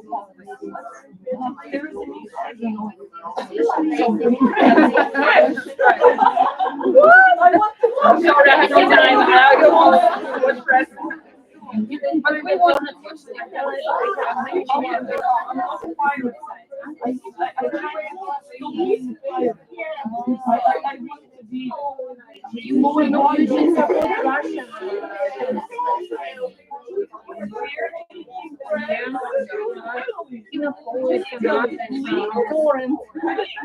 And use that.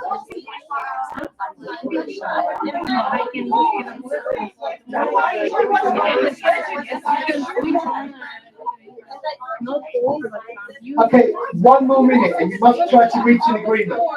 1 minute.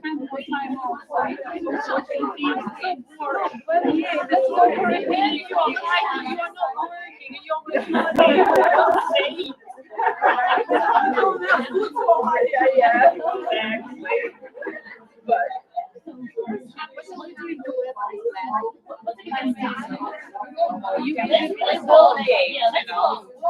But the more expensive. And let's but you buy them once and you'll get like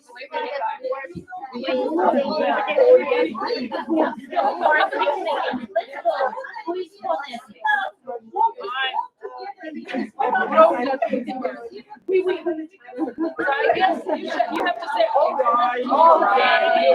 Okay, you win.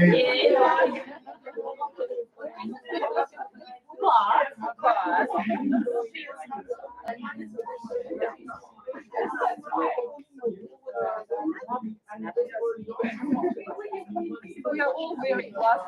Let's go for it. Okay, stop.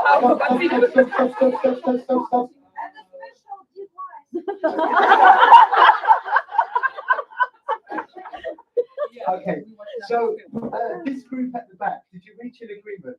Of course, no Netflix in Russia.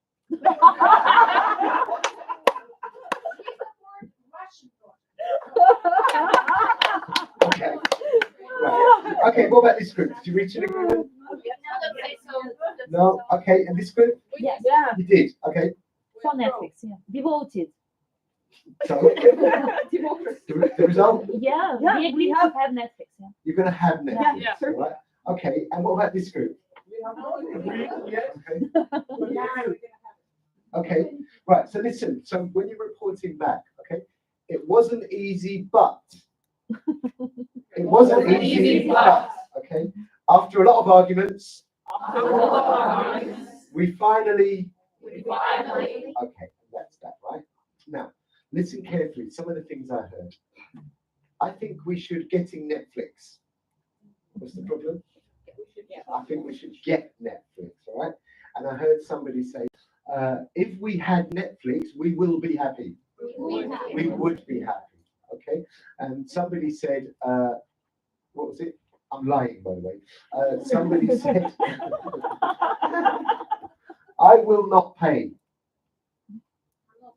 I'm not gonna pay. Okay, very good. All right. Now, Olga, right, was using some very, very good intonation and putting her point across very well. Good. Now, remember, I'm lying again, right? No, I'm not lying. I'm not lying about Olga. I'm lying about the next part. What's your name, this lady? Yeah, Marina. So I heard Marina say, just because we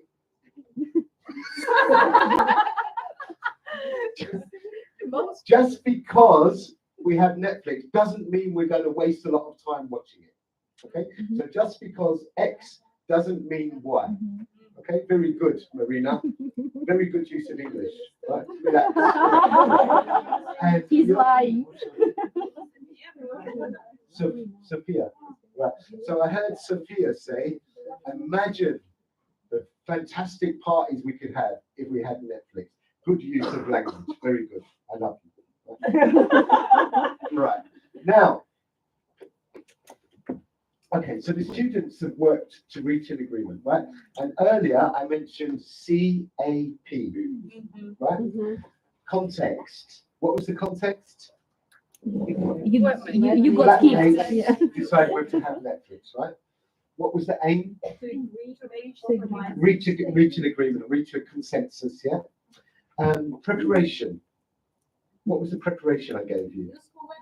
There was some useful language input. We did some groups. Right, so you started in one group and then we divided it, split the groups, right? So you had linguistic preparation and you also had, if you want to call it, interaction preparation, okay? So these are the three key ingredients for a successful speaking activity or a successful speaking lesson. You must have a clear context. No context, no lesson. That's the same for any lesson, not just speaking, right?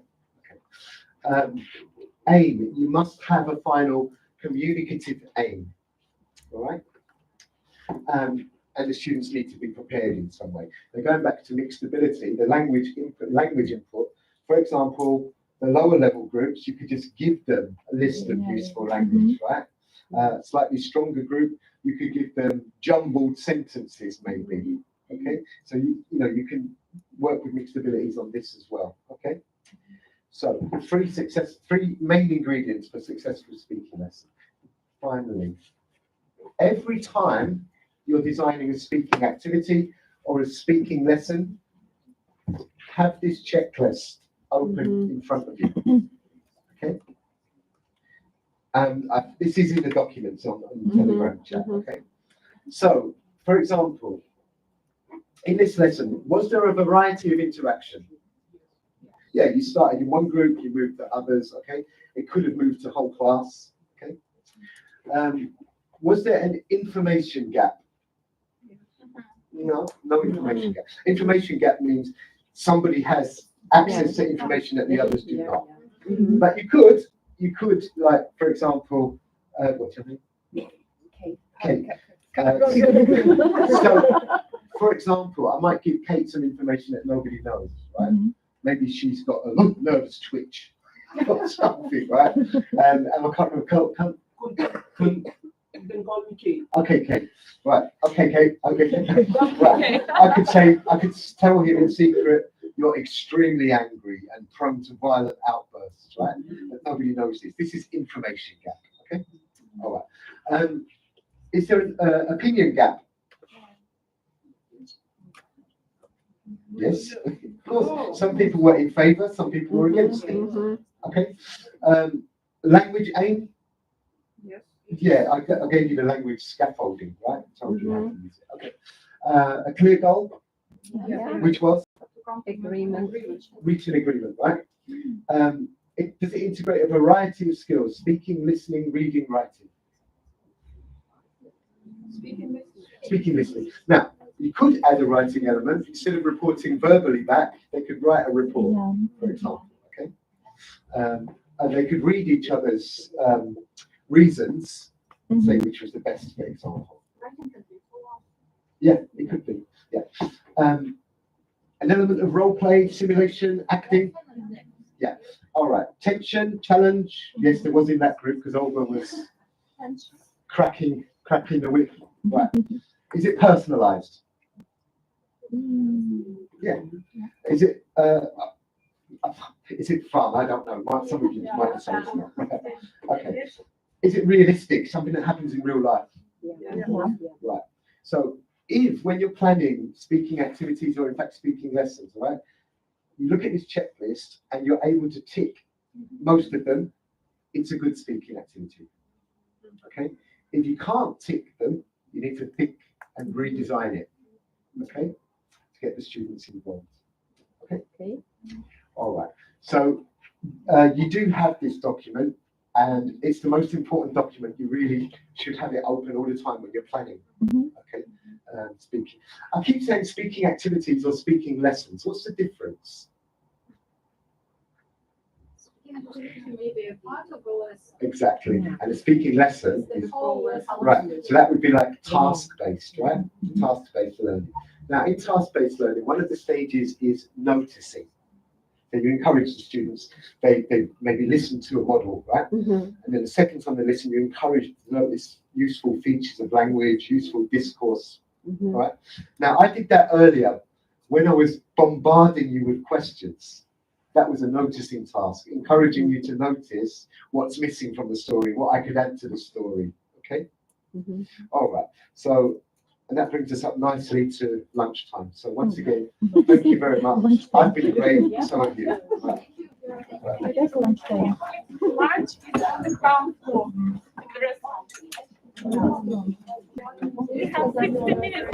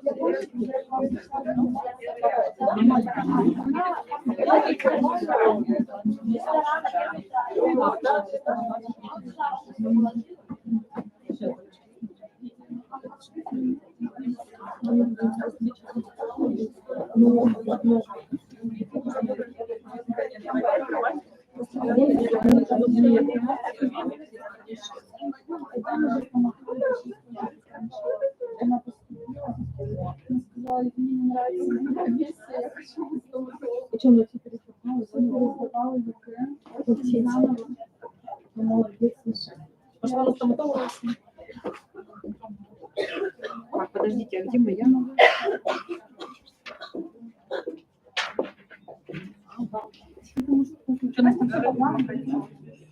Может быть, это Анатольевна, все знают, куда идти? Ресторан, не знаю, да, ресторан. Внизу спускаетесь на первый этаж и налево прям туда заходите. А там кто у нас встретит?